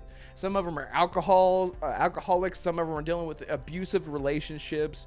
Some of them, and it sounds silly, but On drugs. on drugs, like they're jobless, they're homeless. Like the Toad from the Princess and the Toad, where she kisses the Toad, he's a prince or whatever. He's dealing with child custody with his son, and he's having to like lie to Bigby, who is the main character, who is the big bad wolf, to afford what's called glamour, which makes these fables appear human. So in order to like live and have like a normal life, all these fables, Beauty and the Beast, are like about to get a divorce. All these characters are like in the middle of like the shit in poverty, and it's so relatable because as a kid you watch these movies and you read these stories, and then you go and you play this and you're like, oh my god, people grow up and they deal Like with real real life life. shit. Yeah, exactly, and it's so fucking good. So anyone who hasn't played The It's Wolf the Among best Us, Telltale, yes, in my opinion. yes, 100% Telltale? agree. Yeah, it's Telltale. Wait. Yeah, it's amazing. And there's a second one coming, so you Yeah, should that can't- really. that can't be you should right. really play it. Can't Yeah, be right. it's Holly hates Skybound. QTE games. It's What? not. Shut. He said you hate QTE Isn't- games. Oh, I do, but I love Telltale. What the fuck? Like, That means you don't. Yeah, yeah. no, The I don't Batman like. I Telltale don't like is also QTs really in good. action games. These are not action games. Like they're story games, right? Yeah, and Oh, And I they're don't love really QTs grounded. even in these, to be honest. But like, they're just so Especially good. the timed Telltale ones, is you mean? so special. Like I love Telltale. Yeah, I don't like time. Yeah, I don't love like this.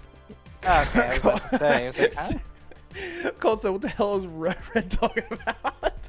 The Wolf Among Us. Oh yeah, you saw. Yeah, The Wolf Among Us. Yeah, Lotus says ADHD for life. Noise Mofo says Ted's really showing his true gaming butthole. What is that? What is that? What is that? Red Ring of Death. Oh, okay. Showing his true gaming ring. I don't know. Circle. Gaming circle. Yeah. Okay. Yeah. Anyway. Yeah. So Wolf Among Us, go play it. It's a fun game. Shout out to some people that I didn't get to shout out earlier. BT Maverick is here with us. Noise Mofo is here. Crippling Debt. I see you. I saw you show up earlier. Sorry, I saw someone show up earlier, and I meant to shout you out. I'm sorry. I think or maybe you were one of the three. Anyway, thank you all so much for being here. I apologize. I'm in a very my energy is very off today because I'm not all the way there. But let's go on to the next thing. So Saber Interactive CEO talked about wanting to do more games. Okay. Well, first of all, what did he say exactly? Do we have stuff on this? Do we have the stuff on what he said? He wants more games like Space Marine 2 and Blacksmith. Wukong. I've got it here. If you want me to read it here, please. The CEO of Saber said to this person who makes videos, who made a video about Warhammer. I love your videos. Oh yeah, it was for Asmongold. It was Asmongold. I like Asmon's videos. Yep. I love your videos. When we signed the deal to make Space Marine 2, all I wanted was a throwback game. We had the chance to work on something which by nature was old school. I can't even comprehend many of the current games that we play these days. They are too complex and too much of an investment.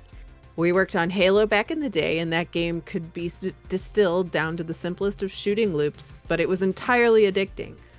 That is what we wanted to recapture. I hope that games like Space Marine 2 and Wukong are the start of a reversion to a time when games were simply about fun and immersion. I spent some time as COO at Embracer, and I saw games that made me want to cry with their overblown attempts at messaging or imposing morals on gamers. We just want to do some glory kills and get the heart rate up a little. For me, that is what gaming should be about. End of story. You can tell that there was a specific crowd in our industry that was not happy to hear that.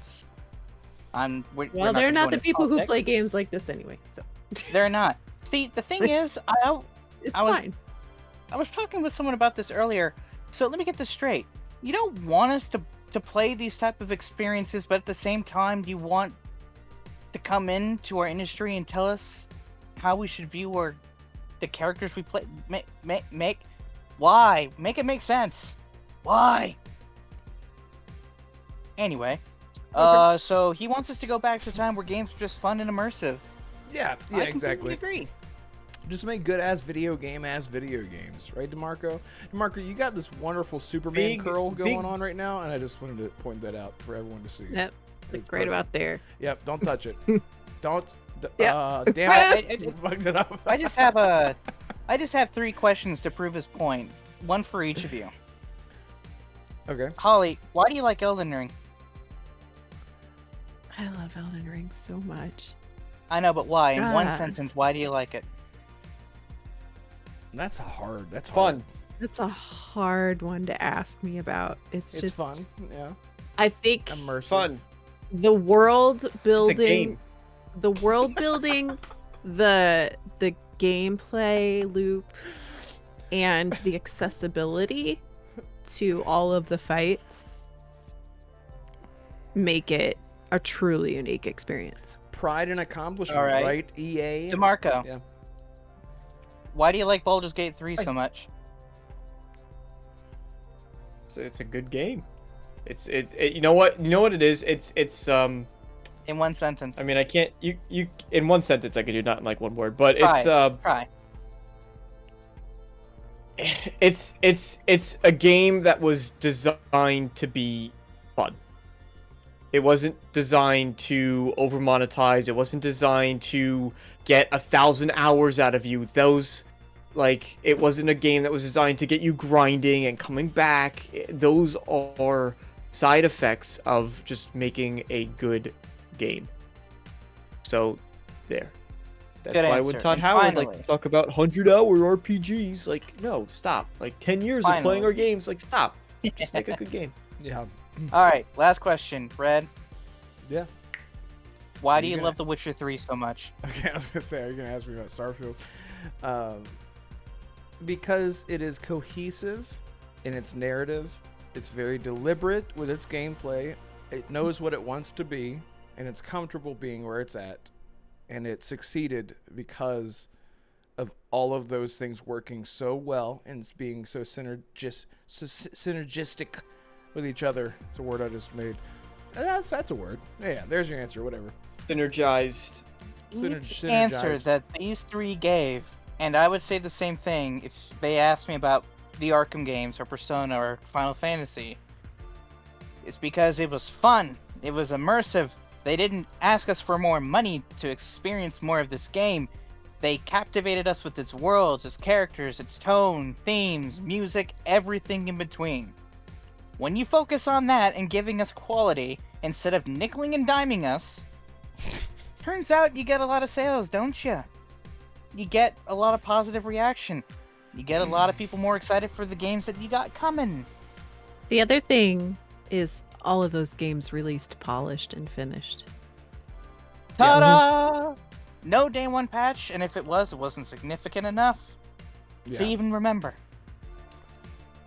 Why Yeah, does it? great point. Why does this industry Well, The not Witcher, understand this? Witcher Oh. 3, Witcher Oh, 3. Witcher. Yeah. Oh, Yeah. Yeah, if you're Did talking it about- launch with a significant day one patch?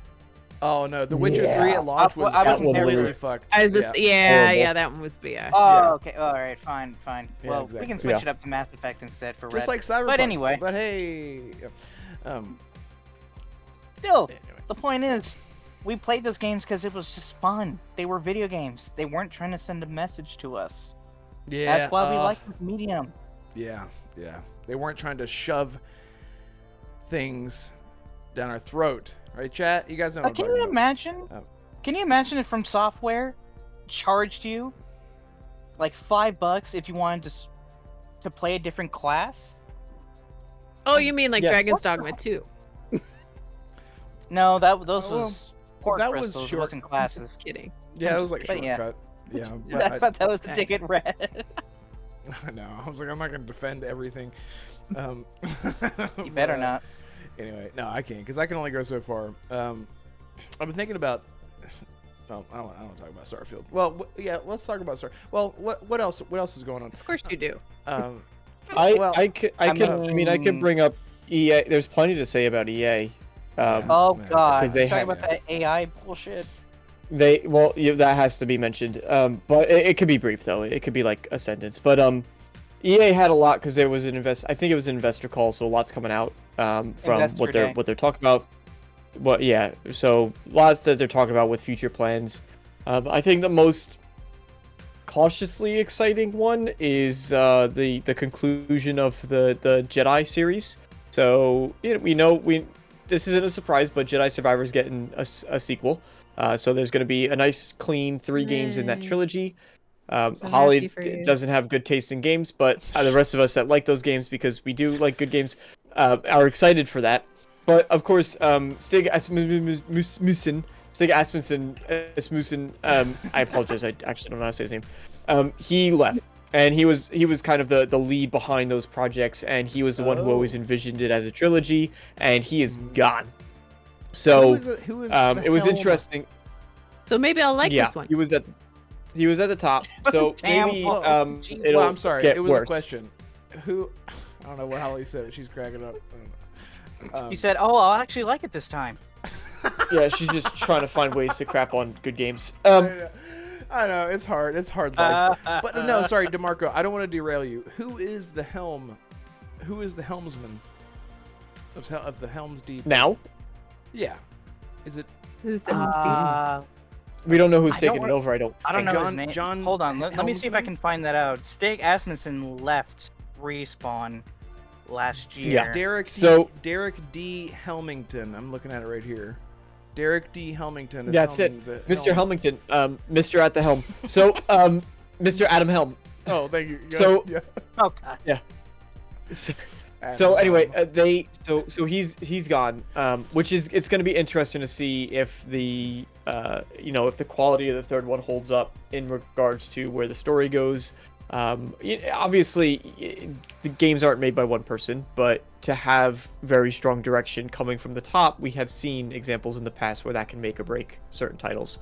So here's hoping that there's a good replacement in there, and of course that most of the writers are still there that kind of contributed towards telling what I thought was a really, really good story, especially the first one, in my opinion, more so than the second.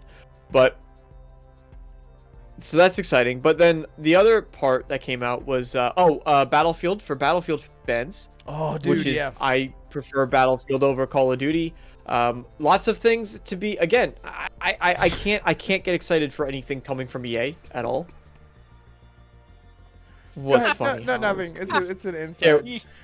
Don't. Go ahead. Share with the continue. class. It was. Oh, don't worry, Now mister. it's I like fun. Battlefield more than Call of Duty. I'll just hide my face so that way you can't see me laughing. No, it's fine. It's fine. Go ahead. Battlefield is better than Call of Duty, but Right. so Yeah. anyway, Battlefield, the superior military simulation experience. They're going back to their roots, so they're shrinking down the map size again, which is good to hear. They kind of raised the core tenets of what Battlefield 3 and what Battlefield 4 were, and they said that they're trying to recapture that while also being the most ambitious Battlefield game ever made. And that's great. Like, it's all the things that you want to hear as a Battlefield fan, right? All the things that you're looking forward to, the big destruction, the modern setting, even though I think they should try the World War II setting again, just make a better game, personally. Yeah. But God, dude, it there you takes me go. They're back. going back. God, when Battlefield was so Yeah, I you would like spawn, and it was like every time you would spawn, you were like you were just like left to your own devices how to deal with things because of how massive the maps were, and it's like yeah. and everything is still just happening around you, but it's not even like happening like near, a lot of times it's not happening near you. Like, you don't spawn right in the majority of the time in a Battlefield game and you're right into the action. Like, you have to find a way to get there, and then once you get there, what's the objective? Yep. And there's so much agency. There And was there so was much a agency sense for of the battle lines. Yeah. That's what I like about Battlefield over Call of Duty. Like, the maps are so tiny, especially with this new one. The maps are so freaking small, and you just respawn instantly, so you're just running around. It's insanity. But with Battlefield, there's usually, in a good game, not always, but there's usually a sense of like battle lines that are going on too as you're trying to capture and move objectives and score, and that I really, really love about those games as well. So they went back to those core tenets. Everything on paper is like, oh, this sounds great. However, it's also EA, and they're really good at fucking things up. So Yeah. I don't get excited about anything that they say, unless it comes from Respawn. Respawn I could get excited about, but every other part of EA I can't get excited about. So while they're saying the things I want to hear, it's yet to be seen. And then it's also backed by. They have 4 different studios that are working on this next Battlefield game. Each for one for the multiplayer, one for single player, one for kind of a secret mode. And then I think one was a support studio, if I remember correctly. So again, bigger doesn't mean better either. Whenever they say we have all these studios working on it, that doesn't get me excited, because we've seen how big Bethesda's gotten, and yet for a lot of people, Starfield was actually of lower quality than Skyrim when it was a much smaller team. So not really, that doesn't really do much for me either. But they are working on their own separate sections, so maybe that's a good thing. Then there's also comments where they come out and say, quote, or air quoting here, that AI is at the center of our business, as the center of our industry and our business, and that's a good way to just completely just slap across the face every single one of the individual hardworking people that has been making you, Mr. EA CEO, years and years and years worth of millions of boo-goo dollars to drive into your like probably $1 million plus home, that are crunching away on these games for you, to say that AI is the center of everything and not the people that, honestly, even if you want to use AI tools, fine, I get it, but then it's still people who are utilizing the AI tools Yeah. at the center of your business, not the AI tools. So, you know, Yeah. comments like that too, they don't get me excited. They don't get me excited for anything EA wants to do. Completely turns me off from them, and I hate you, and I don't want anything to do with any of your AI garbage. Yeah. God, they're just gonna. And, God, and if Dragon Age doesn't meet EA's EA sales, they're just gonna fire everyone at BioWare and just have AI do the next Mass Effect. well, I mean, and without being hyperbolic, because I agree with you guys, but without being totally hyperbolic, the reality is, I think the reason a lot of people push back against this is because we're already seeing so many layoffs. And why are people getting laid off? Their excuse Microsoft just had 600 more. Haha. Right, and their excuse to these employees directly is redundancies.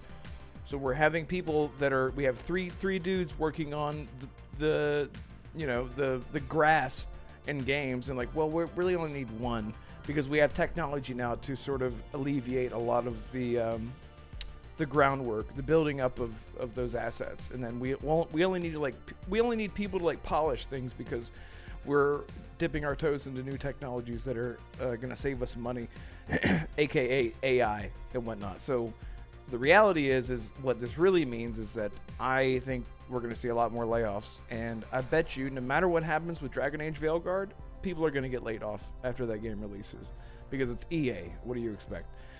I do think that Dragon Age Veilguard will do well because it seems like positive. It's getting good feedback. I did. Getting good feedback. I did find the Forest Studios that DeMarco was talking about. So the next Battlefield game will be built by Forest Studios, like you mentioned. DICE will be working on the multiplayer. I'm very concerned after 2042. Criterion will be working on both single player and multiplayer as a support studio. Don't know much about them yet. Here's the one that gets me excited though. Motive will be working on the single player. We know they've done great single player games in the past. And Ripple Effect is the studio that's working on a quote unquote new experience for Battlefield. I'm very concerned about EA's developers and studios underneath that banner. That includes Respawn. Because of what Red said, they just have actually what DeMarco said as well, they just have a tendency to fuck things up. They have a tendency to lay really people good off at for screwing money. everything up. They really do. They really do. And when I saw that quote that Andrew Wilson said, "Oh well, AI is important to the core of our business," I was like, "Oh, great." Maybe it's a good thing Dead Space didn't happen. This was in a investors call, right? It was a public investor day where EA talks to their investors publicly, in front of the media as well. So they I have feel like to I know where sell, you're going with this. Yeah, they have to sell the fact that they're looking towards the future, that they're investing in the future, and that they're looking for ways to optimize both the experiences that the gamers are going to play to bring audiences, but also to secure cost-cutting resources and mechanisms that streamline games, make them quicker to make, put them out faster, get more revenue. You know, there's a whole list of reasons, right, why this would be put into a presentation for investors specifically. Obviously, all these other Red, you need to get back and look at your screen. All these other people, of course, are watching these things, so they know that any information that they put out for the investor call is going to also be seen by other people, but it's really tailored towards the people who are saying, "Where's my money? Show me the money." And so whatever your opinion is about AI, like, this was specifically to, like, because look at Ubisoft and where they are right now, right? They're in a world of hurt, and they're trying to, walk it back, right? And give people cause to calm down and feel better, right? They're in a world of hurt because they, like you just said, they're chasing trends. Look, it's totally fine. Like, you're in an investor call. I think it's specifically the phrasing that you could use. Like, there's a million, especially because you know this is public. Red, look at chat. Yeah, you got a super chat you need to look at. Oh God. Okay. Okay, I'm looking, I'm seeing, I'm dying, I'm stroking. Oh God. Okay. All right. Yeah, Vincent Pella heading the next Battlefield while game makes me a he's- tad more optimistic. Yeah, While Arcane's he's right on getting that. his Yeah. words. While that goes on, Yeah. it's the phrasing, right? You could say we are utilizing AI to its potential in order to maximize our ability to do everything that you just said, right? And that sounds to me a lot better, and that would please both all the people that he know is going to hear this, right? All of us that are going to listen to this, all of his employees that are going to hear these comments, which they arguably know that they are at risk of getting laid off, but at least maybe to a handful of them it'd be some comfort that it's not outright saying that AI is the center of our business. Like, that's what's fueling EA is AI, right? There's a way that you could phrase that will satisfy both parties, and they absolutely didn't do it, because the fact of the matter is they don't care. And we know they don't care. And this is I'm not commenting on any of the individual developers that are working at EA, that are working at Massive or Respawn or Motive, DICE Criterion, or Motive or DICE. Yeah, I'm not speaking to any of those individual developers, because I know that they're all just trying to pay rent, like trying to live, trying to make good games. I get that totally. But you know, those people, they don't care. They do not care. Maybe they do, and I'm just wrong. Maybe they really do care, but they haven't certainly proved it to me. Just saying, there's a delicate balance, right? Because you want to support your employees as much as you can, but you're also in constant fear of the people who actually hold the purse strings to literally everything that you do. See, the thing that a lot of these investors, they'll never understand, but what they need to understand, if you just let the developers have their time, if you just listen to what your audience wants. I know, Holly, I know they want the money, but if but my point is, if you want the money, you at have to. But it goes What? back to your point about the games that have been coming out lately too. Like, if there's not good management to ensure that a game succeeds, which we've seen a lot of unfortunate failures lately, then who's actually the one to blame? That is actually true. I will give you that. I'm just saying, if you don't listen to your audience, they're not going to be there the next time. We've seen it multiple times. How many of us here played Suicide Squad, killed the Justice League? That's my Anyone? point. That's my point. Well, we did in the Chasing beta. Trends did not yet. We did play the beta. That's how we determined we weren't going to buy it. Anyone here play Skull and Bones? The beta. It's exactly my point. If you chase trends and just listen to your investors without listening to your core audience, they will not buy the product that you're trying to get. That will make the investors leave, ironically. To the investors, you need to let your audience, you need to give them what they want. If you don't, you're not going to get anywhere. How are you supposed to tend to a plant if you don't let it in the sun, if you don't give it water? It's because it's what it needs, it's what it wants. How do they not get this after so long? Simple. They should know their audience by now. By keeping the plant alive as long as you can, so you can squeeze every ounce of whatever it's giving you out of it, and then you buy a new one. That is absolutely terrifying that he's right. Speaking of terrifying, and speaking of paying, is why. Speaking of And terrifying, this is why I'm glad Capcom I can make does you not lots of listen money. to their Make me investors. CEO. I'll make you so much money. See that? That's my business brain right there. I got CEO mindset. I'm ready. I'll take the listen. You got investors. Ready to go to the mattresses Just here. saying. okay, well, See, the market. it's situations like this that make games like Baldur's Gate 3 and Space Marine 2 just so. What happened to him? What? It's fine. He's dead. But I was just gonna say, speaking of paying rent and staying alive and surviving, Lotus, thank you so much for the super. Sorry, I always almost fall apart when I have to do this. Super generous. Yes, thank you. Super generous, $100 Super super duper chat. Yeah, thank you so much. Like, I say it every time that you do that. Like, it blows me completely away, and I hope that one day I can make up for. I don't know how the hell to get a hold of you or do whatever, give you a hug or something. I don't know what to do, but you were so nice, and it's we're very humbling. You can meet them when they go to summer Game Fest next year. Yeah, when they go to like an event or something like that. So yeah, Lotus, thank you when so they much. go to an event.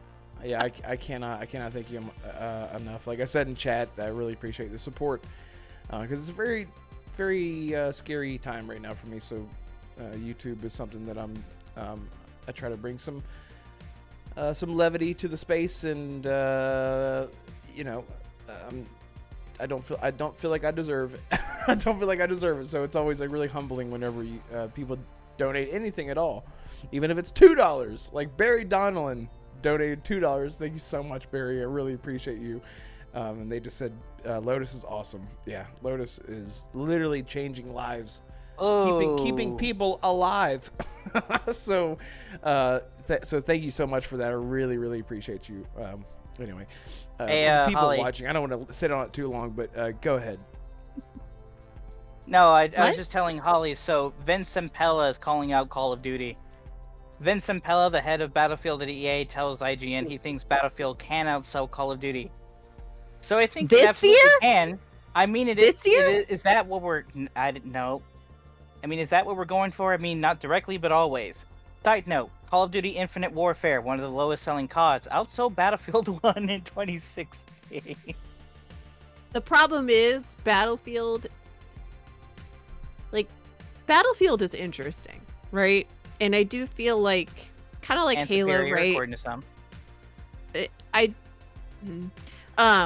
do feel kind of like Halo, right? Like it's a different type of shooter. You either kind of prefer Battlefield or you prefer Call of Duty. I do see more crossover for people who play Call of Duty with Battlefield than I do Halo. Because it is a little closer, right, in just genre and things like that.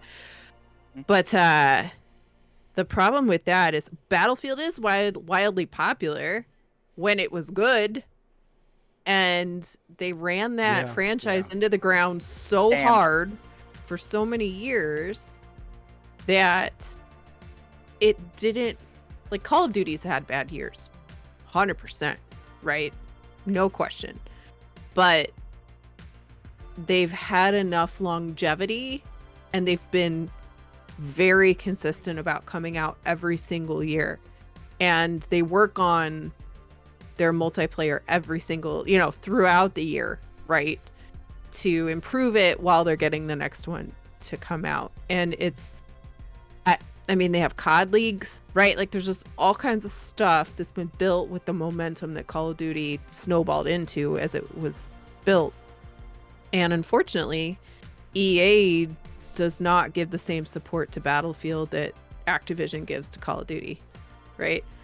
So they have an extreme uphill battle, and there's always somebody who's like, oh, the next COD killer, or oh, the next WoW killer, or whatever mega juggernaut like Fortnite, right? Like, there's always somebody who's trying to like one up the top tier game, and eventually at some point that will happen, but it's not going to be Battlefield, at least not.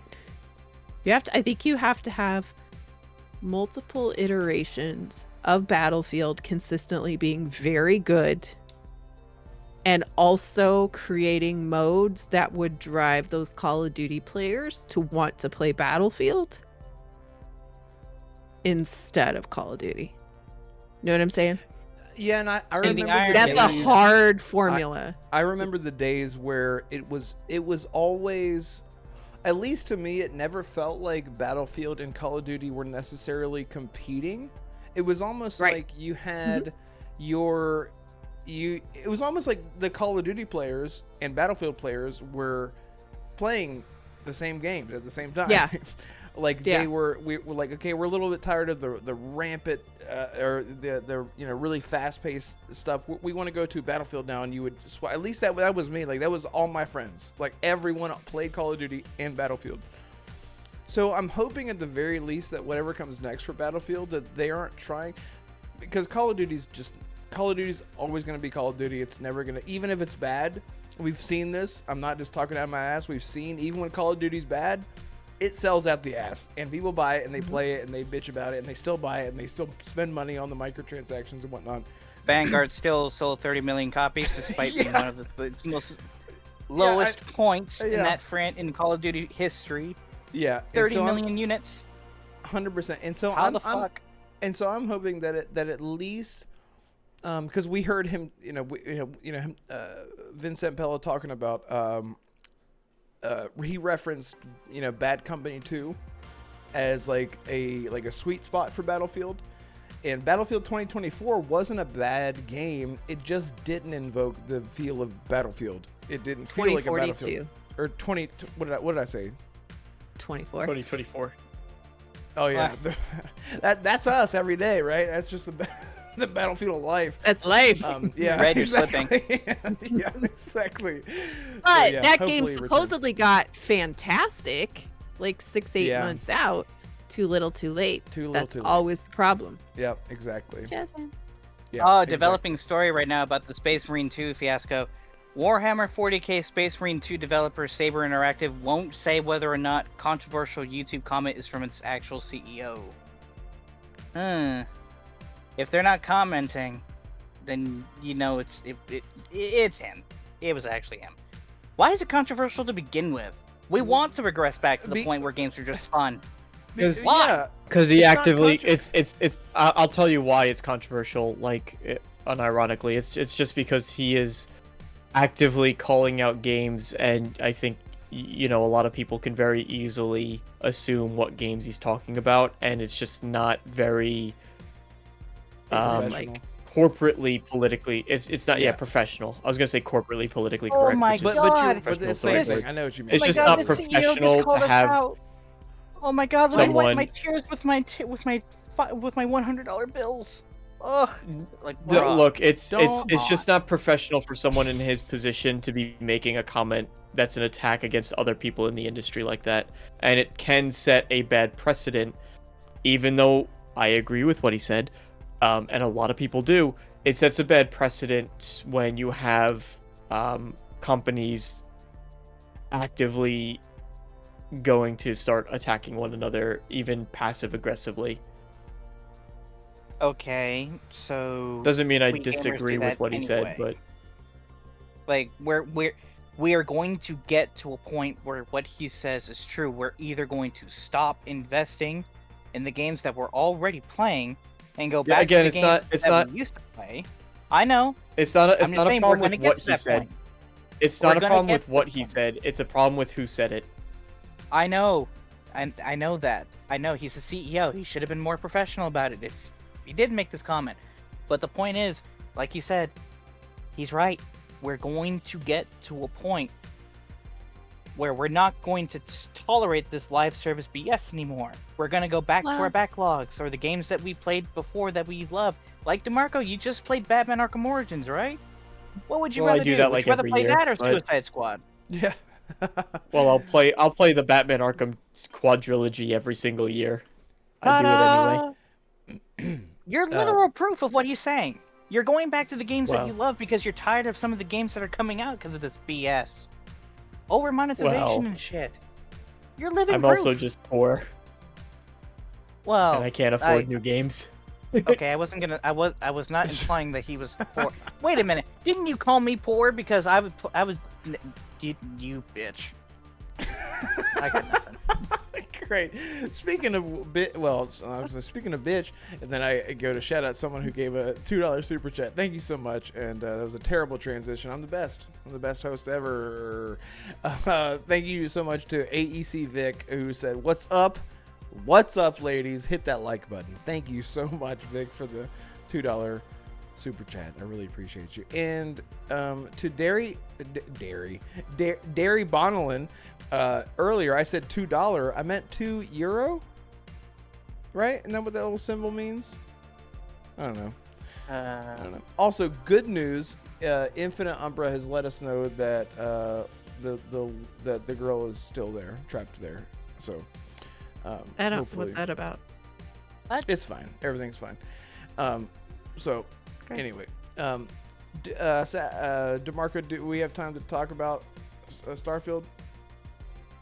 I'm gonna be brutally honest. I don't know what actually was new about any of this. Like, I feel like everything that I've been seeing online about it are things that have already been said about Shattered Space. So, Okay. Come on, DeMarco. They gave life to one planet out of 990 more.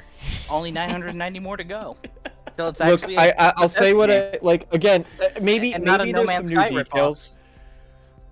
Maybe. Well, So, okay. maybe there's some new details that I don't know about, but until like, other than that, I said it the other time, but I just they've learned so much from when they released Fallout 4, and people gave very critical feedback about Fallout 4, and they learned from it, and then they made Far Harbor, which a lot of people really loved, and they were like, this is what we wanted, like, this is fantastic.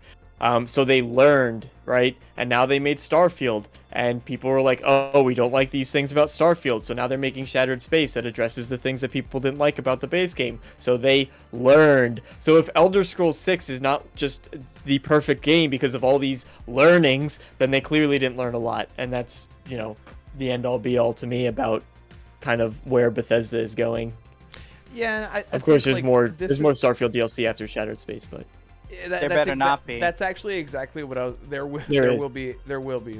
I be. hope there isn't. I hope there isn't. I hope they have all their focus on Elder Scrolls 6 and learn. Well, Well, they- let me they just do. let me They just will. crush You're all of your hopes learning. and dreams then, because there's going to be. So you can just watch those both. hopes and dreams, put them in a blender, and throw them out the window because Okay, let's they're calm gonna down. they're gonna be stomped on.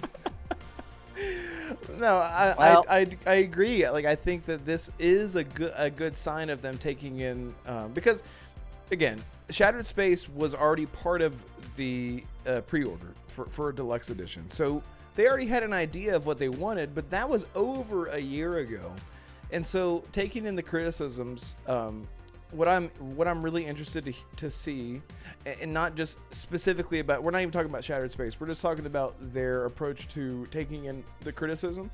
I do hope that they that this game evolves with all the feedback that they're getting, and that they eventually elaborate and update the game to maybe match a little bit of what they're doing with Varun Kai, which is the main planet that you'll be on. And they try to apply that to somehow their procedural generation for whatever the hell it is people want out of wanting a ton of exploration out of 1,000 planets or whatever.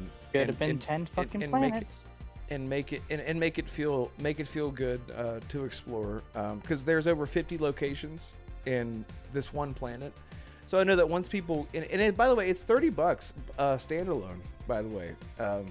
So by itself, it's $30. So I think it's going to be a hefty DLC. I think it's going to be similar to what was it, DeMarco? The last one, It Battleborn. will be on par with. It will be on Dragonborn. par with Far Harbor and like Harbor. Shivering Isles. Yes. And, not Dragonborn. Well, Dragonborn as well. Let's what see, was how the other? many- There was Dragonborn, and then there was what was it? Dawnguard. It's going to be probably larger Dawnguard, than yeah. Dawnguard. Yeah. Yeah, that's especially great. because it's a new planet with all the locations they're making. New so location with a new Think it bigger might than be as big as Dawnguard, or it might Dragonborn? actually be like in between a Dawnguard and a Far Harbor, Far Harbor. Yeah, I totally agree with you. or a I Dawnguard just- and a Dragonborn. I just hope that they find like a happy medium, because there's gonna have to be planets in Starfield that just are barren, because that's just how space works. But in terms of maybe adding locations, like adding like more life to existing planets, like the main planets, maybe. I don't know, because again, I'm not a developer, guys. I don't know if you knew this, but I don't know how to make games, and I don't know how feasible it is for even 5 years from now for Starfield to look completely different. They should have done what Obsidian was trying to do with Outer Worlds. But we're not talking. course you're gonna about, have we're, 2 or 3. We're not of talking course about. of course All you're right, gonna so have We're not 3 talking about what should have been. planets. We're not talking about what should have been. We're talking about Yeah. moving forward with what they with what the feedback that they've gotten. Go ahead. They're not The coming back, unfortunate right? reality, I'm on the same page. We're talking about what can be, not what should have been. But you gotta look ahead. But the unfortunate part about Starfield and just the way that the game was designed is how was Starfield released? What was Starfield's release date? September A 7th, year 2023. and 15 September- days ago. A year and 15 days ago. There you go. September 7th. So Starfield release, it's taken them a little bit over a year to get Shattered Space out, and Shattered Space is coming out with 15 locations to the game, alongside all the voice acting and the NPCs. So there's a lot of other stuff that goes into it. But for 50 locations, that was a little bit over a year worth of development. Now, of course, that time was extended because they needed to do patches to the game. They worked on things like the rover, which I honestly don't think was planned. I think that was something they said, look, we need to get this done, especially for Shattered Space, because they want people to be able to navigate to these locations without loading onto their ship. So there were definitely some detours, the maps, things like that. There were some detours into it. But it took them over a year to get this out, and that's with 50 locations. So to turn around and say, how can they populate some of these, thousands of planets, or 1,000 planets, whatever the number is, in a more interesting way, I don't think is possible. And unless Varun Kai is that's the name of it, unless it's a very small planet in and of itself, I still, while it's great, and I think you're going to kind of get these smaller clusters of locations around the planet that you can go around to, and I think that's the right decision. To do that and kind of overhaul what Starfield currently is in the same way, I think is just an unplausible task for them to carry out, unfortunately. Yeah, because like I could see, like, in a perfect world, we have the 1,000 planets or whatever, and then we have like 100 planets that have what, like, the Mass Effect, one in type feel to it. You know what I mean? Like, and I feel like that's the only plausible thing that I could think of, where we're not gonna, because again, if we're thinking about space and like the space sim and like what makes space exploration fun, is that you're not going to land on every planet and there's going to be 100 things to discover. So at the very least, 100 planets out of 1,000 could, and of course randomized, like you're going to go back to back. So I don't know, maybe that's sort of sorry, I just went into sorry, my brain just completely turned. Open the chat. Up. Yep, I just looked at the chat. Shit, Lotus. What the fuck was I saying? Yeah, I just hope that You were saying that a happy Starfield still medium. sucks. Shut up, man. All right. I just hope that Bethesda finds like a happy medium to try to show fans that they're listening and that they're trying to address it. And the thing is, like, if we look at, like, we already know, like, for some reason I'm so comfortable with being excited about Elder Scrolls 6. And it's because they are playing into their strength into that game, because it isn't Starfield, because we know what to expect. Like, even if you didn't love Fallout 4, you would still say, like, it's definitely a Bethesda game, but it was the narrative and the delivery of the narrative with the main character and whatnot that probably turned people off and made them probably feel a little more pigeonholed into the experience, rather than creating your own character and being whoever you want, which is what Bethesda does so well. So I'm hoping that whatever they decide to do with Starfield in the future, or Starfield 2 or whatever, that they're learning from this. And right now with technology, with their engine, they have a lot of problems to sort out. But I wouldn't say that Starfield is in a position right now to be, I'm not worried about Starfield. Do you think that Starfield 2, just very quickly, leap way forward in the future? Do you think that Starfield 2, well, no, Starfield 2, let's assume that it happens. If they went to a formula where they were they were like, we're not doing 1,000 planets this time, we're doing 20 or 25, 20. And most, some of them are going to be barren, and there'll be some like random generated stuff. Do you think that the current fan base of Starfield would accept that, or do you think that the current fan base, because you're someone who likes the style that Starfield brings? Yeah. So I do not. I was very turned off by Starfield, and I get it. It's not for me. I understand. Is it still disappointing? Yes, but yeah, is that feasible for them to go back? can they go backward in that way? Or maybe for some like me, it wouldn't be going backward, but for others it would be. Do you think that's feasible?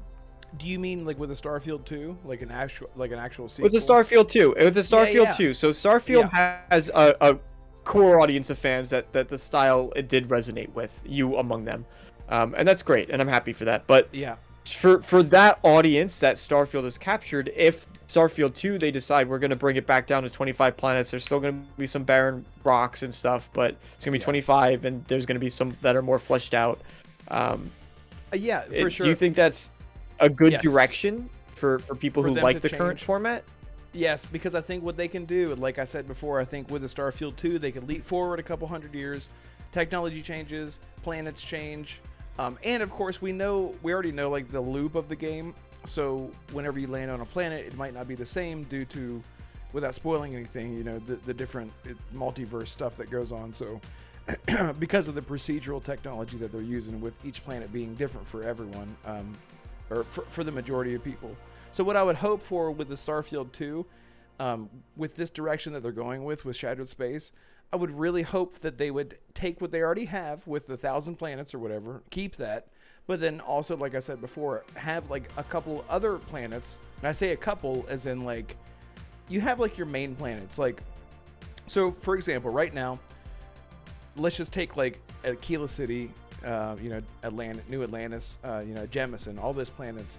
Those are the planets that should have had the 50 to 100 plus locations to explore. Mm-hmm. It should have been the other planets that had, little more to be desired, because And you knew there was going to be nothing. Exactly. So whenever I jump outside of New Atlantis on the planet Jemison on Starfield, I should be like, there's going to be more because it's a settled planet. Why wouldn't there be more outside? And there's not. It's just the same procedurally generated thing. So I hope that at the very least they make the settled systems feel more lived in, and there's more there to explore. Because it does get really redundant, and as someone who I love Starfield so much, like it does get repetitive, and that's why I don't play it every single day of my life. I just, I pick it up and play it whenever I get the urge. The urge is always there, not gonna lie, but I do hope that with Starfield 2, I feel like, again, I keep using the word pigeonholed. They've put themselves into a corner with their design, so it's not like they can go back and with a sequel, or like a huge, massive, imagine Starfield from 5 years from now, just as we know it now, them doing like a huge overhaul, universe, reskin or whatnot, and trying to do the idea that I'm sort of pitching with a sequel instead of and instead just updating Starfield. I think that would be a much bigger task. At that point, you might as well just make a sequel. So, yeah. So I could have a whole conversation about the idea of updating versus sequels too, because I'm not a fan of updates. I prefer sequels 100%, but not Lotus. Lotus, thank you so fucking much. Lotus dropped two $50 super chats. Assassin and DeMarco, straight into your soul. They wanted to let you know that you're worth $50. Both of you. Thanks, Lotus. There you go. Thanks. There you go. Thank you. I was feeling like $49 today, but you really brought the extra dollar out of me. You really. I was feeling 2 cents, but thanks. Exactly. Well, I don't have any sense at all, so I'm lucky to even get what we You're not got even there. gonna ask Holly for her opinion, because you already know mine. Yeah, you hate it, but Holly, I wasn't gonna ask either one of you, but yeah, I mean, I know your opinion, but Holly, what do you think about everything that we just said specifically? Yes, don't acknowledge what I said. Yeah, ignore him. There's so much going on right now. It is. It's a lot. I don't know. You guys talked about a lot. What do I do with my hands? I don't know. I don't know. What to do. Shattered Spaces looks really good. It's not what I expected. I love that it's horror. It will bring me back to Starfield. So Okay. there you go. Short and sweet. To try Yes. it. Yep. Yeah. Yep, we'll short see. and sweet. I love that. Assassin. Where can people find you? No, I'm just kidding. Assassin, what do you? Assassin, what do you think? What do you think about Shattered Space? I think I think it looks cool. I think it looks unique. pretty. I do love horror. I like horror no matter what. Like zombie Yeah, horror, yeah, cosmic brother. horror, Yeah, survival bro. horror. Like as long as it's horror, it's fine. It's good. At the same time, though, your little discussion about Starfield 2 or whatever, I hope there isn't a Starfield 2. They did it. They made their dream game. It hit with some people, and it definitely didn't hit with a lot more people. So, Yeah. can we Yeah. go back to Elder Scrolls now, please? Well, and like I actually said, learn from your Assassin, mistakes? I think that's why that Starfield might end up being one of those games that you look back 10 years later and say, oh my god, this game is completely different, like No Man's Sky or something like that. But I wouldn't worry about Elder Scrolls because they know their strengths. Starfield was a passion project for them Do they, for though? a very long time. Yeah, They of knew course their strengths was Do Fallout. they knew their strengths with Starfield. They Didn't knew exactly they go knew over their very strengths. well. They knew their strengths going into Starfield.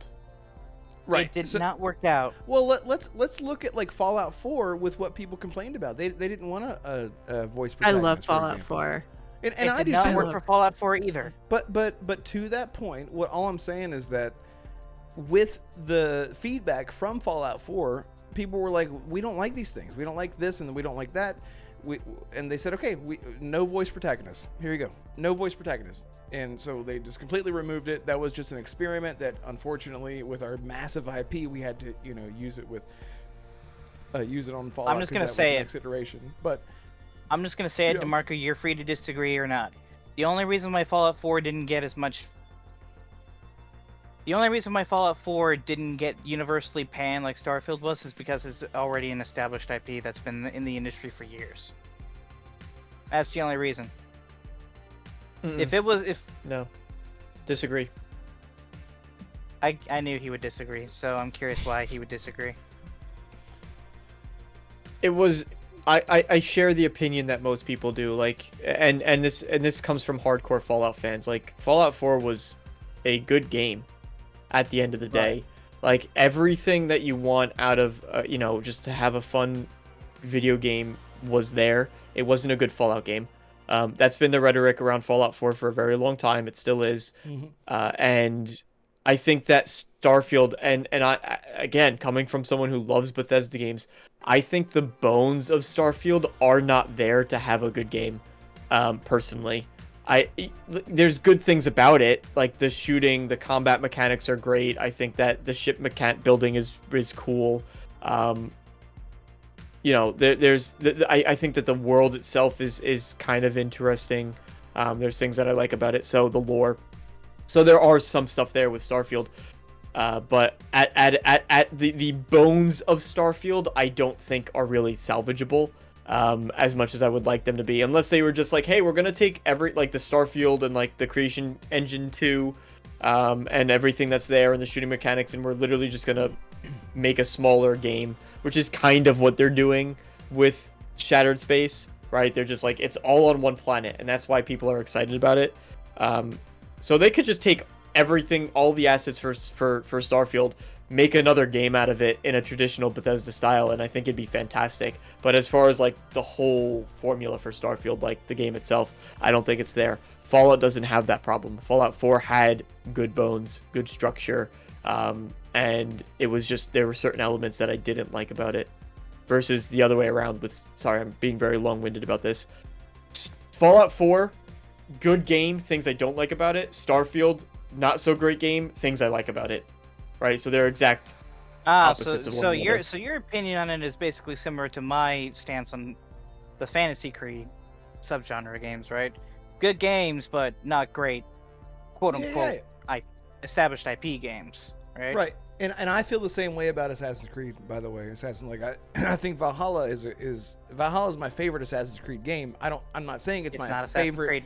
Exactly. I'm not saying that don't Assassin's call it Creed. that. I'm not saying that Assassin's Creed Valhalla is my favorite game as an Assassin's Creed game. It just happens to have Assassin's Creed in front of it. It is one of my favorite. That's I don't know why you Andromeda. so excited to give it. Andromeda's good. Andromeda. Not a- Yeah, Andromeda is good. Not a And great Mass DeMarco Effect talked game. about that before. Yeah, exactly. Like Andromeda, for what it does, I don't love Andromeda for the same reasons that I love Mass Effect in general. I love it as a game. It's it a just good happens game. to be It's set just in not a Mass good Effect. Mass Effect game. Exactly. Yeah. It just happens to be in the Mass Effect universe, and I'm like, whoopsie. I guess I gotta, accept that fact because there's nothing we can do about it. So, but yeah, we could. They should just rename it to Less Effect Andromeda. Less Effect with an A. Less Effect. Less Effect. Real quick, True77, I did not miss your super. Thank you so much for the $7.77 super chat. How did you do that? How is that possible? You can put in custom Probably- amounts. Oh, I didn't know.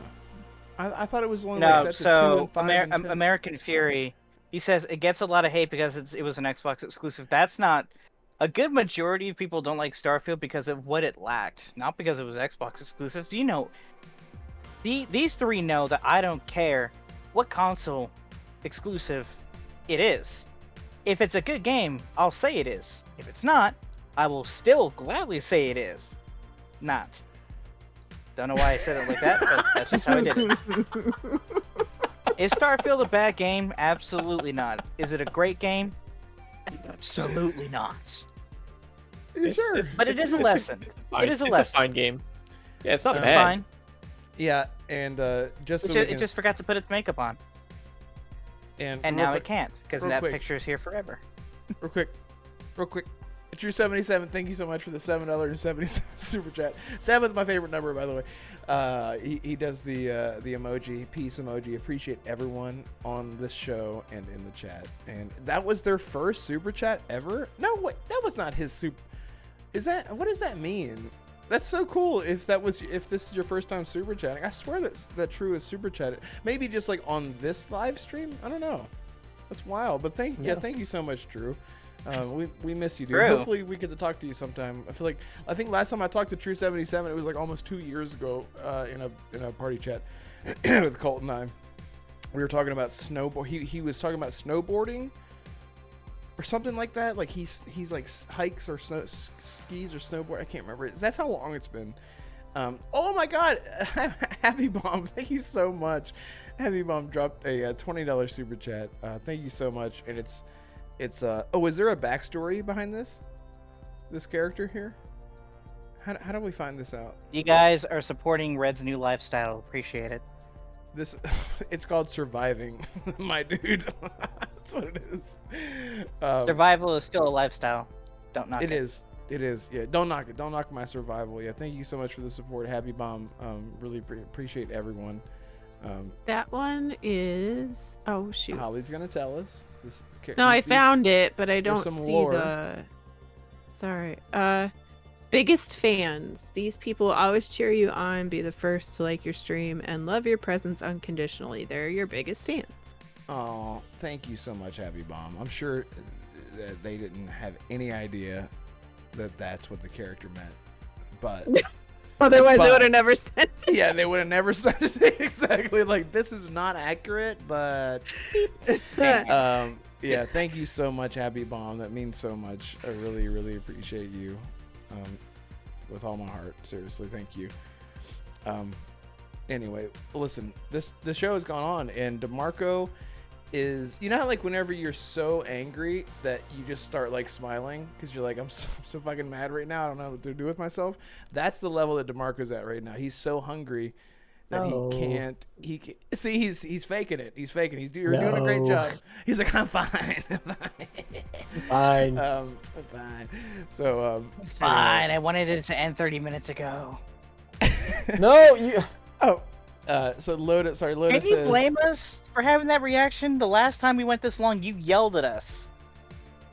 I did- never pretty angrily. yelled. he did behind the Yeah, he scenes did. chat. He cussed us out and said I next time you never- motherfucker. This is slander of the highest order. J'accuse. Press release. Is it? Slander? Give- What do you mean release the- slander? We release the- have video Release evidence the chat of it. logs. This never happened.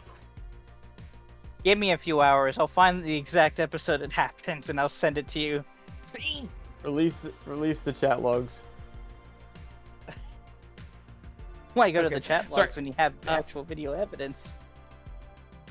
I was real quick. Making a Lotus joke about Esprit recent events. says Como, which means, doesn't that mean what? Como means what? Right. Why? They say, what? Sorry, I'm doing the most. I am also a mod with Heartgeek. On point for gamer. I'm sorry, is that a on point Wait, for Heartgeek's a gamers? C mod? Money. It's the C Money show. Oh, okay. I'm not sure. I wasn't familiar with what their show was called. Okay, and I am back. Lotus is saying what's going on. I'm in between streams right now. I guess they're Right. streaming right now. Yeah. Shout out to Lotus for supporting everyone. You're so Yes. nice. Hey, tell C Money and them about the Renegade Realm. Don't do that. But yeah, thank you so much, Lotus, for juggling all these shows and being such a supportive part of the community.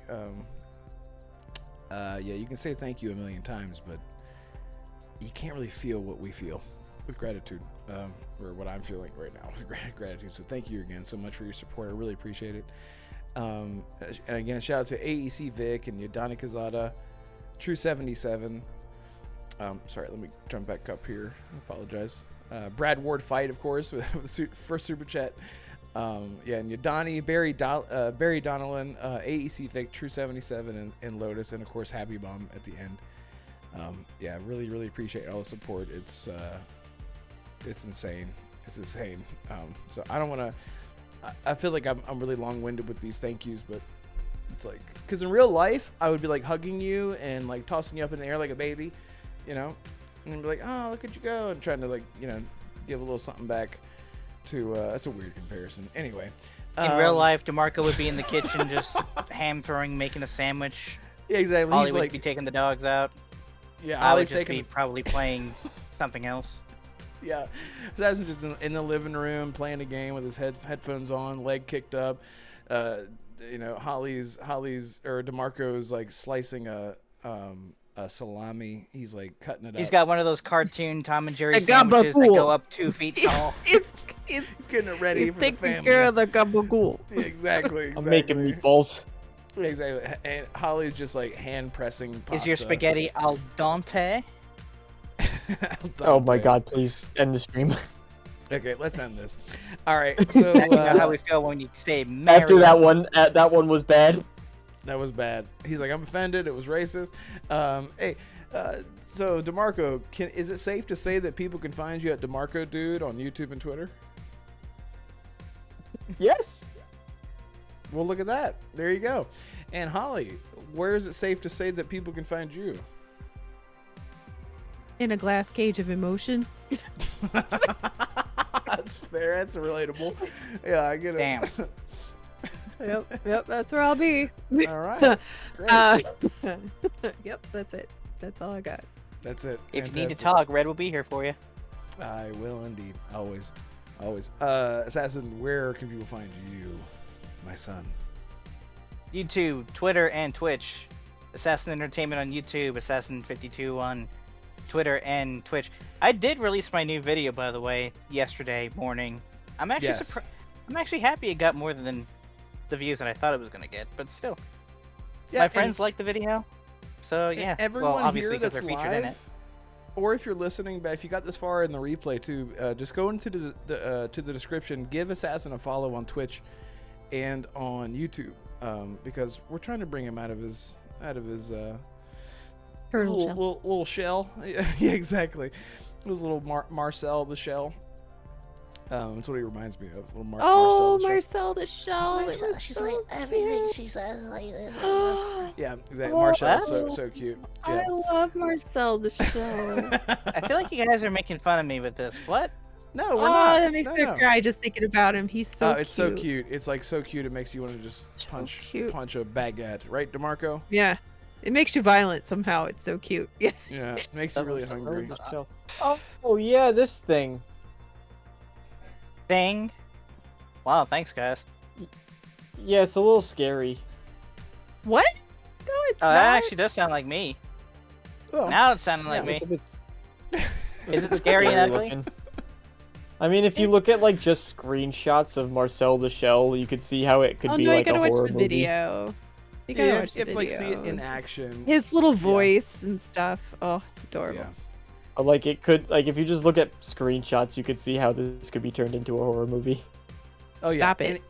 Any of that kind of stuff. Yeah. You All All not right, now kidding. that You can definitely sounds like me. Oh.